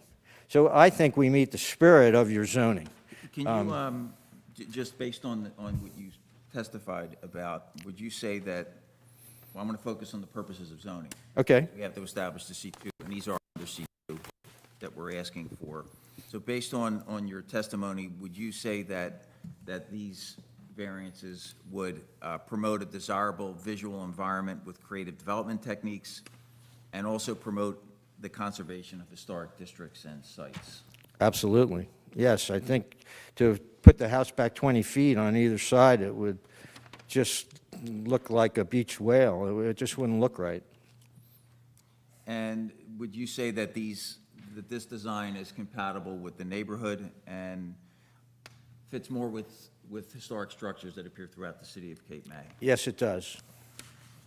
And do you see any substantial detriment to the zone plan or any substantial detriment or impairment to the public good? I see no detriment. I think it's a benefit. I think it moves towards the intent of both the zoning based on averaging and the design standards of the historic district, which we're in. So if you balance the positives that we talked about with the visual and the historic aspects of it against what you see as really no negative, is it your testimony that these variances can be granted under the C2 balancing test? Yes. Yes, they can, and I think should be. Obviously, we wouldn't be here otherwise. Yeah, I didn't talk about the Patton House, but that's similar. Their porch is 15.3, and our porch is 13-something, 13.33. But our porch is less than the porch of the existing structure to be demolished. I want to focus on the questions that Mr. Hurlis had specifically in his review memo. And I think you've already hit on this, but I just want to confirm because it was a specific item that he had asked for. Do you believe that this is a better zoning alternative than building within the setback lines? And if so, why? And I think you, again. I think I've touched on it. I think to follow the no variance setback line would be an anomaly and feel unusual and out of place in this location, which is got houses, and if you look on those handouts we gave you, I mean, if you look at Queen down here, we're on the next block, we're here. If you look, these houses, I think some of them are in the right-of-way. They're very, very close to the property line. This house, which we renovated, I mean, the are right there. There's a house here, a new house, that obviously doesn't comply with the 20-foot setback. I don't know, it's not that old. And Kearney Street, you know, you can see on Martinelli's, the three houses contiguous are considerably closer than what we're proposing. And if you jump across the street, they're not contiguous. We can't use them to average, so we must ask for the variance. They're also right up by the sidewalk. And the house right across the street is very close as well. So some of the houses, the one on the corner right across the street is back, but that, as you can see, and this one is way far back, but those two are anomalies.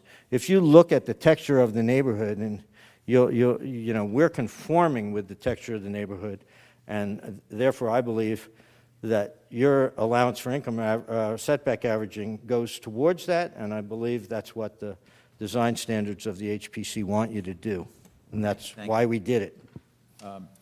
I don't have any further questions. We'll take board questions, and we'll take Mr. Hurlis's report. Anybody, questions? No? Craig? I have a question. Just so, and it dovetails, so you explained how you don't qualify for the front yard setback averaging. You don't have 4 adjacent houses. Correct. Next to you. And then that's for the Kearney Avenue side. They only have 3, so they're not allowed to utilize that provision in the ordinance that allows them to do the setback averaging and not have to be required to get a variance. So that's the Kearney side. They have 3 next to them, but the lot next to that is vacant. Correct. Queen Street is the short side of the block, so there's only 1 house next to them, so they don't even come close to getting to the 4 houses to average. So those are the reasons why you can't use the averaging. Okay, so the most non-conforming element of your house is these stairs that jut out right to the intersection of Kearney and Queen Street. Correct. Why is that such an important design element? And, I mean, explain to the board why that's necessary and why the variance is sought for that.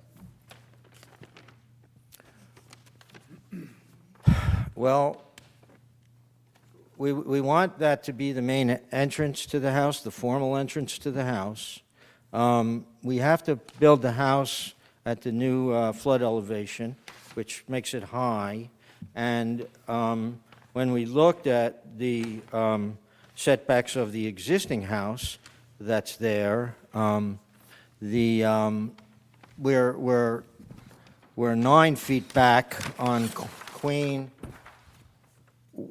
where the existing house is about the same, 9.5, we're 9.91, and we're 6.58 on Kearney, where the adjacent houses are, one of them 6 inches, they're closer, a lot closer than we are. And when you design the house, you have a lot of forces working on you, and that's where the entrance wanted to be.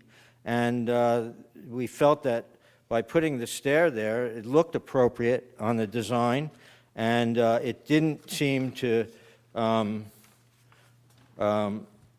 it seemed to be within the direction that the design standards and the setback averaging would normally allow. So, Can you point out that? could we take all that stuff off and move the house back? Yeah, we can, but we don't think that's the best solution. So we think the variance we're asking for is kind of a benefit for the city of Cape May. We're not asking for a normal form of relief. I just want to, and Mr. Wenzel wants to say one thing, but I just want to point out on the survey, the Martinelli survey that was included with the application package, again, the best properties that you want to look at from a compatibility standpoint are the 3 along Kearney. And the steps, the first one is 0.5 feet from the property line. 6 inches. The next one is 8.5 feet from the property line. Yeah, we're 9.9. And the next one is 1.9 feet from the property line. So all the homes along that stretch have stairs that go almost to the property line. So this is compatible with what is in the neighborhood. And to get the steps back further, it means the whole house would have to be back further, and it would be out of line with the homes in that neighborhood. And I think it's clear from the photos as well as from this survey from Martinelli. So, Mr. Wenzel, you wanted to just make one? Yeah, just briefly, I mean, the only outlying architectural effect that we're discussing is stairs, and it became a 45-degree set of stairs because we were lamenting the fact that we couldn't decide where the front of the house was. Did we give it to Queen or Kearney? We decided to kind of present it to both streets because of the challenge of a corner lot. Because the address is on Queen, but, you know, the driveway exists in the future driveway on Kearney, so we really wanted to have the house have 2 front faces, if you will. Mr. Fender, are there steps for this one that's on the corner of Stockton and Queen? Yes, the steps are, we designed that house, and on the steps are on Stockton, And and they're they're 5 approximately 4 feet. 4 feet. I have one of the photos, Yeah. Rich, if you look at A3. A3 is a photo of that house. Look at a photo, I actually have the Guzzi site plan, that went through some site plan, I don't know why. That was a big pool argument way back then. 4 feet. I think we went for the pool. I asked that question just so the board understood what element was creating the most nonconformity and the reason why they were doing that. Thank you.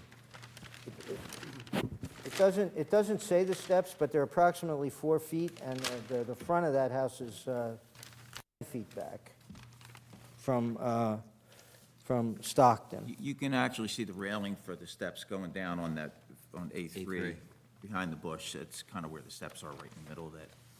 Oh, I see. Right. That yellow house is the house we're talking about. And the Yeah. next house from that one, on lot 16, those steps are touching the property line, and the next house looks like 2 feet from the, so that is the nature of the streetscape in this neighborhood. They just have to put it on Stockton instead of, otherwise it'd be next to you and that'd be. Yes. Exactly, but if you go down Queen, if you, maybe the ordinance will allow you, if you don't have 4, to go to adjacent blocks. I don't know how you could do that, set that up, that's complicated. But if you were to go, jump across Kearney and continue down Queen, I mean, those are right up by the property line, all of them. That's the nature of this development back then, I don't know why, but it makes sense to kind of stay with it. You wouldn't want to, let's say a house burned down in between Kearney and Beach, and you wanted to build it, and the board wouldn't give a variance, if you have to put it 20 feet back, it would look crazy. And that's why you have this income averaging allowance in your ordinance. We just don't have 4. We only have 3. And we only have 1 on the other street. Can I ask about these attics? This measurement here, 3 up and 1 up, is that the height of the ceiling?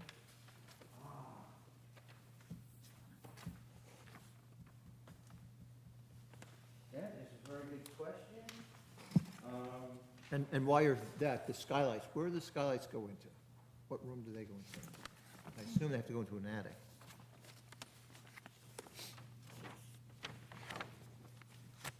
I'm looking for the skylights now. It's been a while, right? We were hoping to be here 2 months ago. I don't think we have That's my skylights. excuse.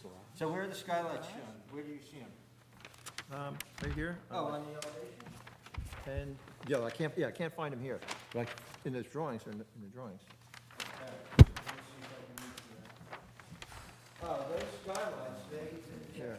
they, Over whatever side the garage is on. That the queen?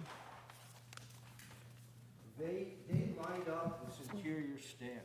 So we've done a lot of houses, and sometimes you end up with an interior stair. It's really nice if you can have some natural light during the daytime, rather than having, because otherwise it'd be a dark hallway. This stair, I got it. So It's a yeah. sky window above it, I see, okay. Yes, and HPC was okay with it. And the attic, these are crawl space attics, then? Or are they full attics? then? Oh, golly, you know what?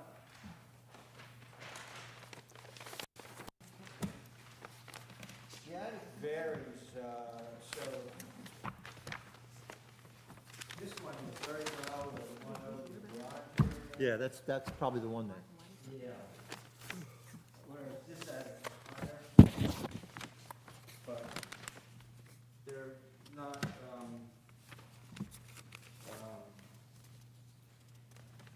finished attics. They're attics. I think, in my opinion, they can be heated and cooled if you want to store stuff up there, just like you can heat and cool your garage, The only other question I have is this just a typo? maybe. Architects can't spell. That's a computer, Blame the computer, sure. yeah, it's a computer glitch. It's Okay, just that's right. I It's a figured that. railing that doesn't exist there. It should be this way, see? That's what I figured. Yeah, you got it. That's all my questions. Any questions? Greg? I think we're ready for Greg's report. Okay. Give it, yeah. Summarizing my November 9th, 2022 review memorandum, this project is located in the RS Residential Seasonal District. This is a demo and proposed construction of a new single-family dwelling. There's an accessory pool. You've heard testimony with regards to the variances that are being asked for. I'll move into the completeness review. There were waivers requested from items 18, 20, 27, 28, and 33. I did support them in waiving those to bring those and deem this application complete. I do think there's enough information here for the board to make a informed decision. However, that information should be provided as a condition of approval if the board grants approval.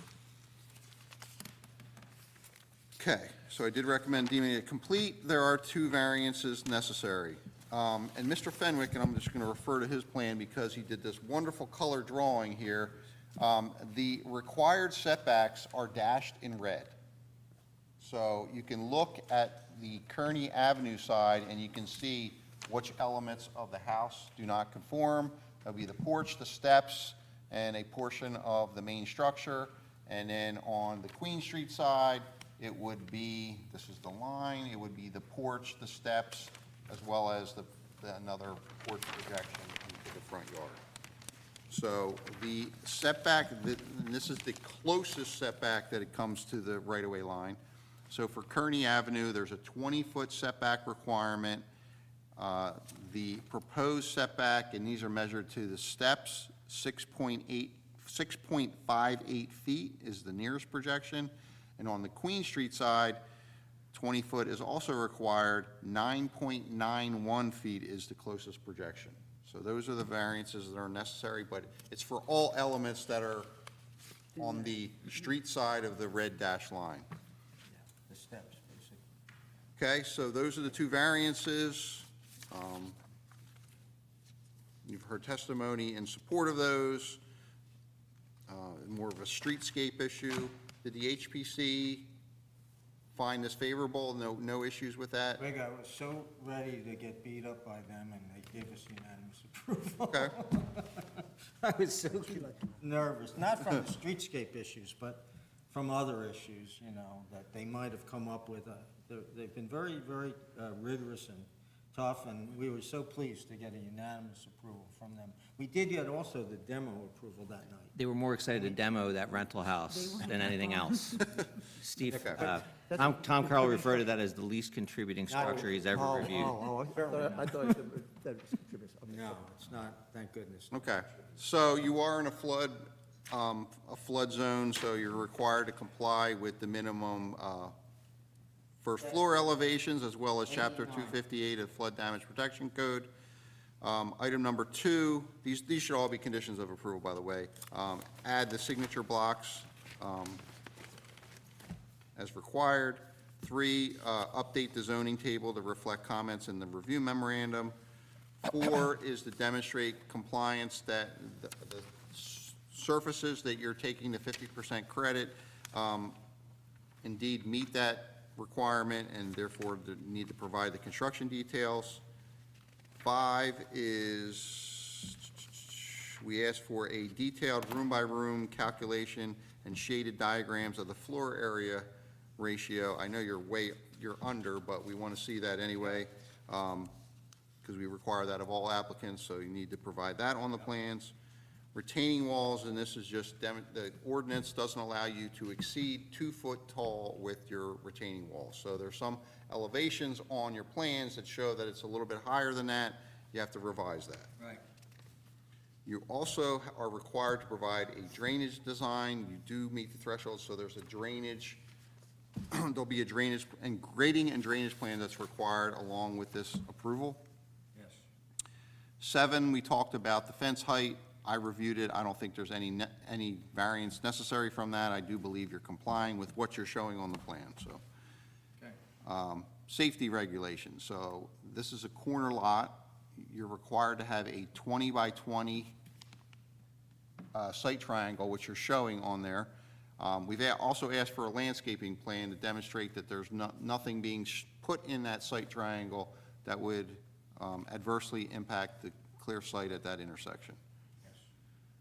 9, this is just rehashing the fact that you're considered major development because of the size of the lot and the disturbance, so you need to provide a grading and drainage plan.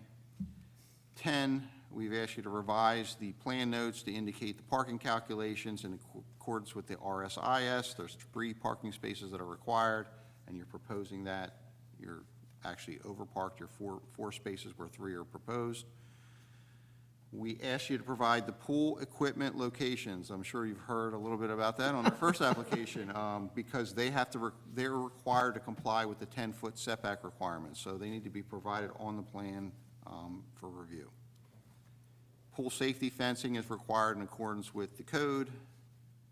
13, you're required to get approval from the city sewer and water department for your connections, so that has to be located and provided on the plan. 14, you're required to provide street trees along Kearney Avenue and Queen Street in accordance with the code. 15, we ask you to provide landscaping and vegetation plans and enhance the landscaping that's provided along, and says Beach Avenue, that shouldn't be, that's not right, that's a typo, but along the front yards, whenever you're asking for variances, we would like to see you soften that with some landscaping along the front yards. And the species selection should be in accordance with that listed in the backyard habitat for birds. There's reference, and if you need that information, you can contact me and I can get you the species selection. 17 is our standard condition of you're required to provide a landscaping plan, and that has to be ultimately approved by the construction and zoning official. 18 is our standard condition that the sidewalk adjacent to the subject site is replaced to the satisfaction of the board engineer. 19, we asked, there is a new curb cut, and so the curb, sidewalk, and driveway apron construction details have to be added to the plan, and you have to get approval from the superintendent of streets and roads for those improvements within the city right away. 20 is our standard condition that the CO is tied to the acceptance of improvements, and the inspection escrow fee has to be approved and submitted. 21, the applicant shall comply with the requirements of the Cape May Shade Tree Commission, Environmental Commission, Public Works and Fire and Police Departments. I did see those reports. I didn't see any outstanding comments. They did recommend approval for the ones that we received. Any required approvals are conditioned on compliance with any and all other state, county, and local approvals. See if my voice can hold up for 3 more comments. You have to provide evidence of final HPC approval. 24 is comply with the applicable affordable housing requirements. And 25 is submit the requisite number of compliance plans revised to meet the conditions of the board so if they approve this application. That is a summary of my report. I'm happy to answer any. All three, the fire department, public works, and shade trees all here. No comment. Yeah, no comments. No. Okay. I'm going to open it to the public. Anybody within 200 feet would like. Been so patient. Oh, somebody took your microphone. Hi, I'm Spencer Reese, and I'm, Sir, hold on, I got to write that down. Say oh, that again. Spencer Reese, R-E-I-S-S. And I am here on behalf of my wife, Ann, and the estate of her beloved Aunt Joan, who died this year, and we are 1010 Kearney, which is otherwise been identified here as the 6-inch house. You swear to tell the truth, the whole truth, and nothing but the truth? I do. I do. Just to say, this is I'll make this super fast. We are super behind the HPC on this. That streetscape argument absolutely makes sense. You know, our porch is the one, it figures in many of these pictures. It would be great to have a house that came out to Kearney Avenue, in our case, and matched ours. It would make the street look great. And by the way, Bill Murray is on the other side of us, just for extra points. So his house is the middle one, the one that's 8.5 feet, I think. That's Bill's house. Anyway, so first of all, to just super strongly second that, we think it's a great solution, and getting rid of that, what's there now, I know Mr. Fenwick said he worked on it once upon a time, it's not his fault. It should go away. So we're super happy, and all the horrible renters that have been there for over the millions of years. My only comment about what actually brought me here was the fence issue more than anything else. I agreed, you know, the height issue is there's a grade thing, it's a little higher in the back, no big deal. We just wanted to ask that we think it makes sense. It's not a back fence, remember, it's a side fence. Okay, so the height does come into play because that fence runs into Kearney Avenue, and having a 6-foot fence at the sidewalk at Kearney Avenue seems a little out of character. Yep. They can't go higher than 6 foot forward of the face of the building. That was the proposal, that's exactly what came in. I said, just cut it at the building, They have to drop it down to 4, it can run, or put a planter or a foundation box, whatever you want. We had a sidebar already where the fence is going to Yeah. end at the house. There'd be no fence. Yeah, so just, He has a as long challenge, as it stops at the front of the house, wherever that ends up being, we love it. And so on behalf of the neighborhood such as I am, I just want to say thank you guys and welcome to the neighborhood, and we hope it'll work out great. Thank you. Keep going. Spencer.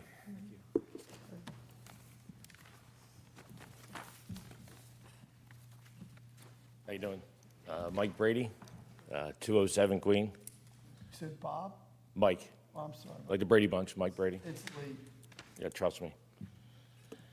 Just want to welcome, I haven't met you guys. I think you met my wife a couple days ago at the, one of the social events, Susan. So, hey, welcome to the neighborhood. I haven't met you. Excited for the house to go up. Excited for everything. Just had a few questions I just wanted to make sure I stressed, and I'm very familiar with Fenwick's work. I bought the house that we live in now. I'm 2 houses behind the proposed house on Queen Street. I bought my house in '07. We knocked it down in '11. Didn't come here. We just built to conformity. So I take offense to a couple things that Mr. Fenwick said. We are in conformity. Behind the houses that are on Queen Street, we do conform. We're not up on the curb. From where he is going forward to the beach, totally get it. The famous Patton house, which is now Susan McGuire's house, that is not conformed, but it's in the setback. A lot of talk here about keeping the landscape or the streetscape consistent. My ask would be, why not just make it consistent with the Patton's house, the famous Patton house? It's a few feet. What you're using as your setback on Queen Street is 9.9 or whatever it is. That is literally an addition that Mr. Fenwick put in a few years ago, and that is literally the front of the house. So I get how the rules work here. I'm very familiar with them. That's going to now become a 2-story structure. It's a 2-story porch, Bill. So, and again, it blocks my view. It's going to take 25 to 35% of my view from my house, which I built in conform, to my view of the ocean, which I enjoy, my family enjoys, and we all enjoy, and built to conformity. So my ask is just to reconsider that. The steps in the front come out to 9.9. When we built our house, we had to meet code, we had to put our steps inside the porch, the patio. The same house he built, he talked about, is Mr. Peterson's house up on Queen and Stockton. They had to do the same thing, so I'm asking to maybe relook at that and move it back from the street, closer into the house. You have more coverage left, so I don't think that should be an issue. I will say, the fire report, someone said, there is a fire hydrant on that corner, so the setback there is 6.6 feet. I'm not sure where the fire hydrant is to that. I'm not sure if that's an issue. Again, my main concern is Queen Street, and there's one lot left to be built on Queen Street, and it's between the existing house and my house, and we're setting precedents every day on Queen Street. The 2 houses were on Queen Street. Now they switched the house to Stockton, and this house is going to switch to Kearney. I'm worried about my view. I'm worried about the house that's still there. It's going to be a knockdown. And every time we do it, we have ordinances and zones and setbacks for reasons. And I'm worried about the next house that's going to be knocked down. It's going to totally take my view away. And I'll just be honest. And I'm very happy you guys are coming. The house is beautiful.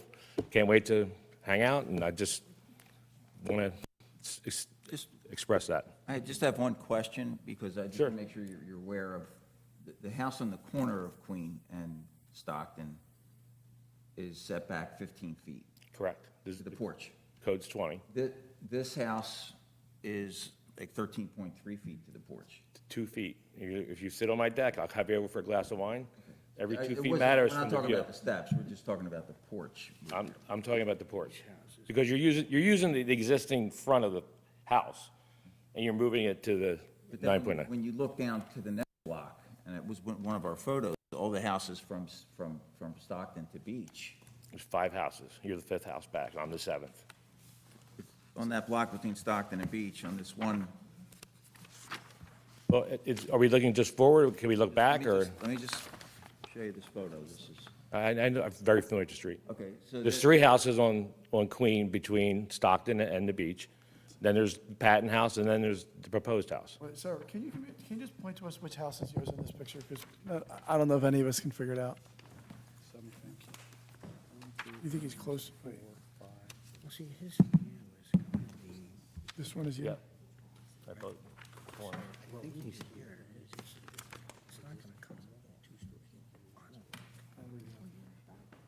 And also the porch is, it's not a two-story porch, it's just a one-story porch for this house. And it's 13.3 to the porch, it's 9 something. The- I mean, to the step. I don't have the big blowout. What's the second? Why don't you show them on the plans? Steve?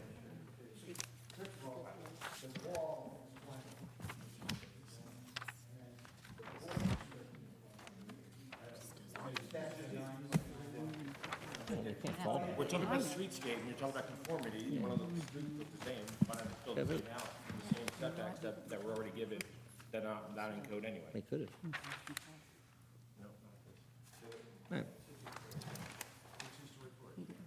So you just don't want it any closer than the house that was there before? Well, it is. No. It is. We're talking about how, they were talking about how it fits in the neighborhood, and when they say neighborhood, they're talking about from their house No, so I'm forward. just trying to figure out specifically what it is you're asking. Like, I'm asking just to conform with the Patton House, the famous Patton House. It's like 2 feet. Which one is the Patton House? The one, it's 1003 Stockton in all the files. Oh, okay.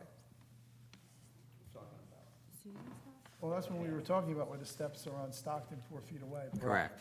Yeah, but there's, If you look across the street, I mean, that's why I wanted to go down the street, because it's the view of the street. If you look at Exhibit A4, which is the house going further to the beach, directly across from the Patton House, which is almost on the street.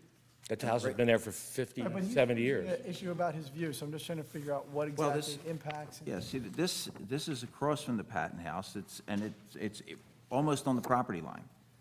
So, you know, so if any home is going to have an impact, But Cliff, or Mr. Huffles just said you have a clean slate. That's all I'm asking. If you have a clean slate, but if your concern is that the Wenzel house is going to be impacting your view of the beach, yes. you have a house right down the street that's almost if anything's going to impact your view, it'll be that house.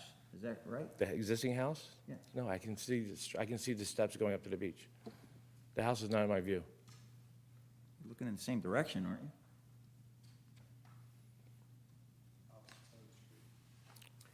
I'm on the same side as they are, sir. So is this. My house is here. I'm looking right up here. I see that I have a view from my. You could use it there. See, it's got the page of your house on it. This is my house. This house doesn't bother me. None of these houses bother me. Susie's house doesn't bother me. So if you kind of do something like that, Makes no sense. Want to come over for a drink? Sit on my deck? Nah, I'll pass. Thank you. see it? So actually from here, it shouldn't impede in any way at all. If you go to that side. Are you guys talking to a mic? I gotta have you on a record somewhere.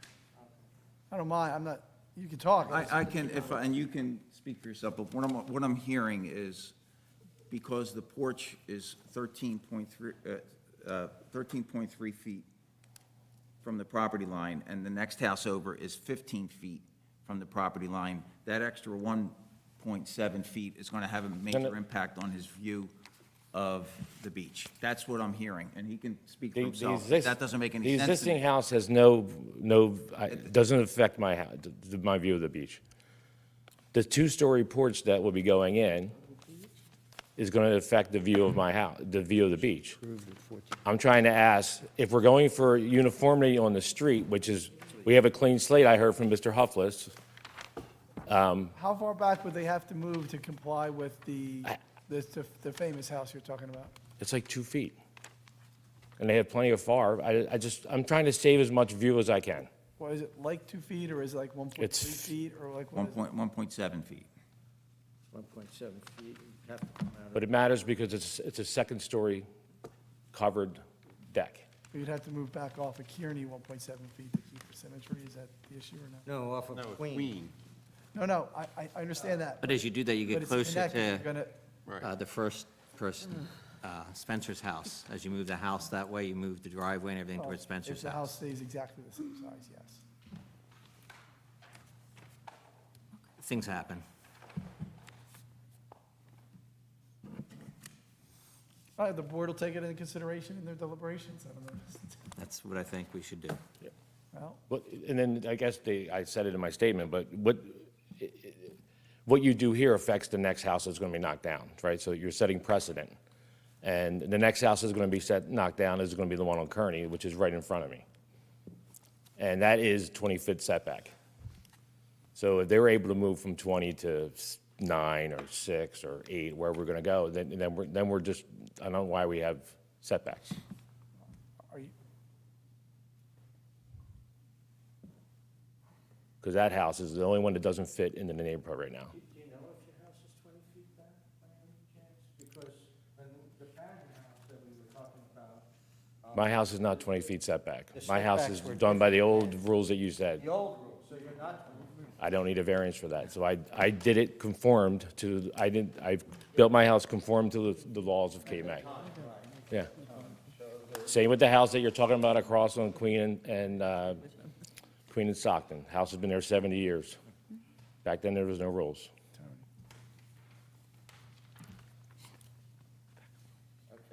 Okay. okay. Thanks. Thank you. We can't change it at this point. It's a foot. It's,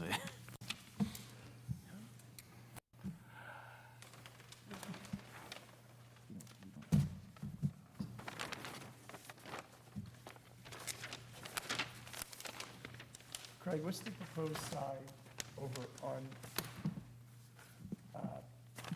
next to the gentleman that spoke? What's the side? Are they right at the edge? So I can go over it again. No, you don't have to. Okay. I'm Craig. Oh, Craig, I'm sorry. What's the question? I didn't, The side yard on the side, opposite of Queen? yes. So they're 10 is required to proposed. have 8, and they're proposing 10, so there's some wiggle room there, if that's what you're asking. No, I was just asking what the side yard was. Okay. I went there to ask if there's. They're complying, it's conforming. Okay. Is there All right. room to move it? What's that? Is there room to move it? They could slide it 2 foot and still be conforming with regards to the side yard setback. Or a foot. Slide it. 2, I know, but a foot would be conforming to, up to 2 feet. yeah, up to 2, 2 max. Isn't it a 10-foot side yard? Says 10 foot measured to the roof, and the side yard setback requirement is 8 feet, Oh, so. What is that brick? Oh, that's just a paver thing on the floor? Okay, on the ground. I guess if it moves over, though, doesn't it mess up the symmetry of the stairs going to the corner, Ms. Fenwick? Not to play architect, but I'm just asking. well, yeah, of course. Well, that's, Yeah. You'd have to if you pull go the 2 whole foot this thing way, you gotta go 2 foot this way. That was my With the original, symmetry. well, that was my original comment, but I would kind of disagree with you. Yeah. But I was saying if you move it back, you're also moving this, you're adjusting the streetscape on Kearney as well. That's why I said what I said that earlier. Right. You spent a lot of time looking at drawings. So, No, not that much. Spatial relations, I'm okay with. All right, so that's it. All right, the board can consider it, whatever. I mean, if you I'm look not a at, decider. I'm just making sure you consider everything and then you do things. Steve, what? Steve? I just, in all due respect to the gentleman who lives, who was just speaking, who I was chatting with earlier, I just, when I'm looking, you know, I guess I would have to go up on his deck and have a drink with him, or maybe several drinks, because when I look at the plan and the aerials, it seems to me, his view, if this house would impede it, the same viewpoint would be impeded by the houses between Kearney and Beach. Stockton and Beach. Yeah.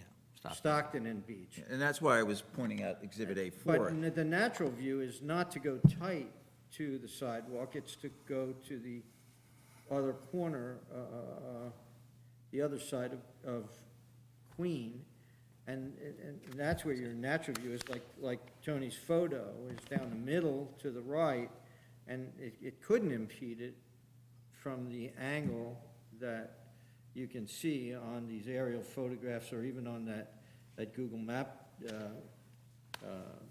drawing there, the one that shows the footprints of the houses.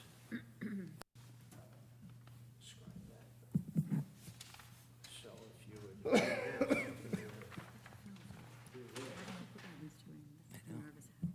checking. That's what's there now. So you're already, inside of those, I mean, this is just this is not an accurate engineering. I'm just saying. But the natural view would be to go to the wide corner, and we couldn't. So there may be some where you lean back or something where you might get in the way a little bit, but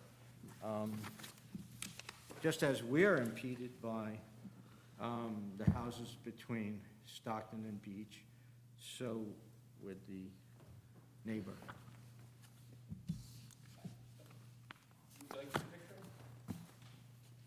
Pardon me? I'm not trying to get a big deal. No, I, to take a point, that's all. chairperson will, you want to see the picture? Sure. The more information we, Mike, do you have a picture?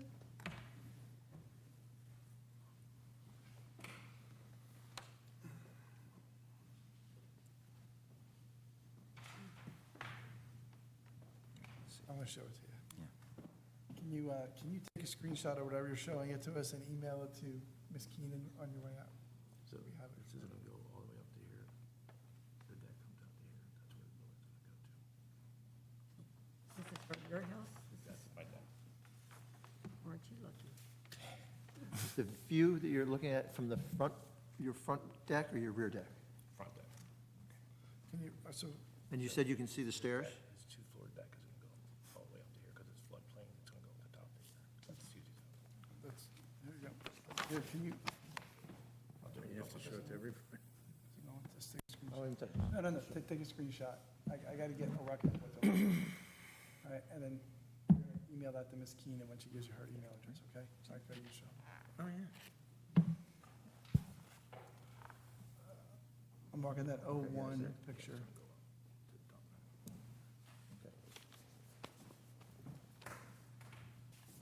And show the other members, we can't just have one or two see it, but let them. Well, he's doing that. I just, Can you show Mr. Monzo as you're walking by so they can see it too? I generally don't do like new evidence on phone. You're worried about that, Hal. Come on, Deck is COVID. going out from here. This is your front. There's no rules in it. Second floor with the floodplain.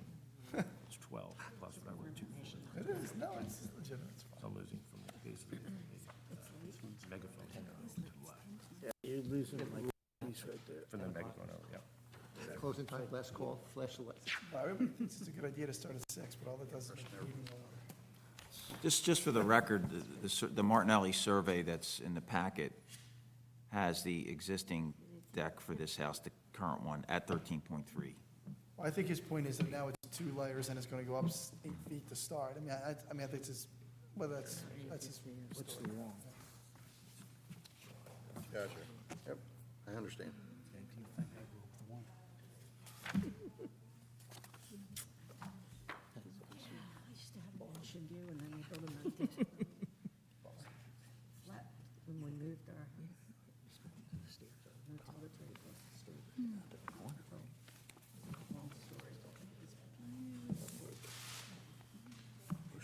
So they added.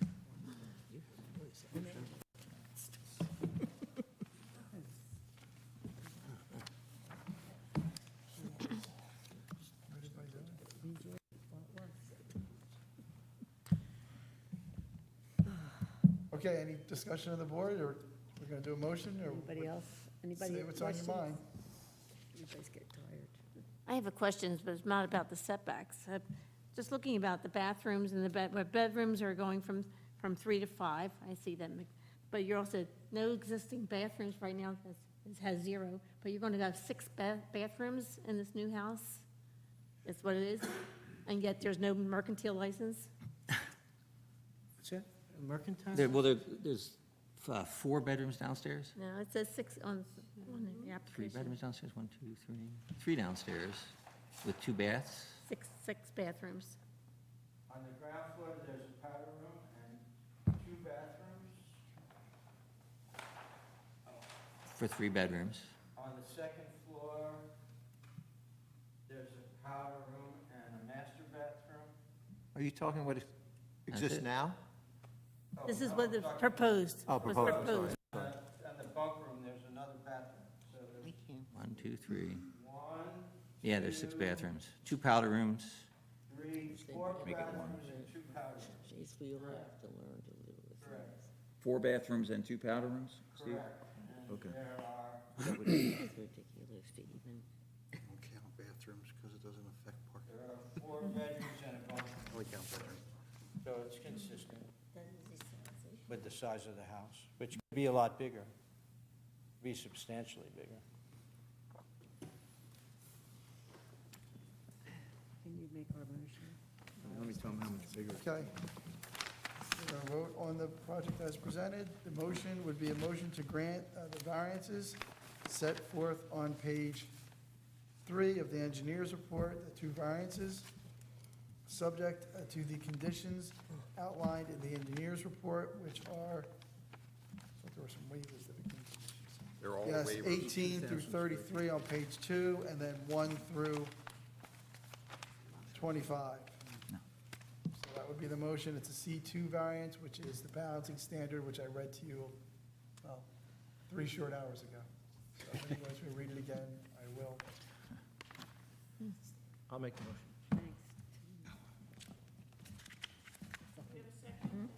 Second? I'll second. Okay, thank you. Mr. Wash motions, Mrs. Notch seconds. Mr. Wash, Yes. It is me, yeah. Mrs. Notch, Yes. Ms. Hessel, You're voting. Yes. Yes. yes, thank you. Mr. Venuto, Yes. Mrs. Hutchinson. Yes. Okay. Thank Thank you you all. very and much. Thank you Mer- very Merry much. Christmas, everyone. Thank you. Sleep well. Sleep here. Our backup plan was an aquatic center, so. Yeah. The Parkway's an aquatic center, it was coming down, I'll tell you that. They do it every year. They go to the houses, the kids. Every year. But this, Do we have a motion to adjourn? Much. Somebody. It goes to the housing authority, all the kids at the housing authority. Motion to adjourn? Just say yes. All in favor? Yes, thank you. What a beautiful house, Steve. Thanks, Mike. Give me your stuff. Here.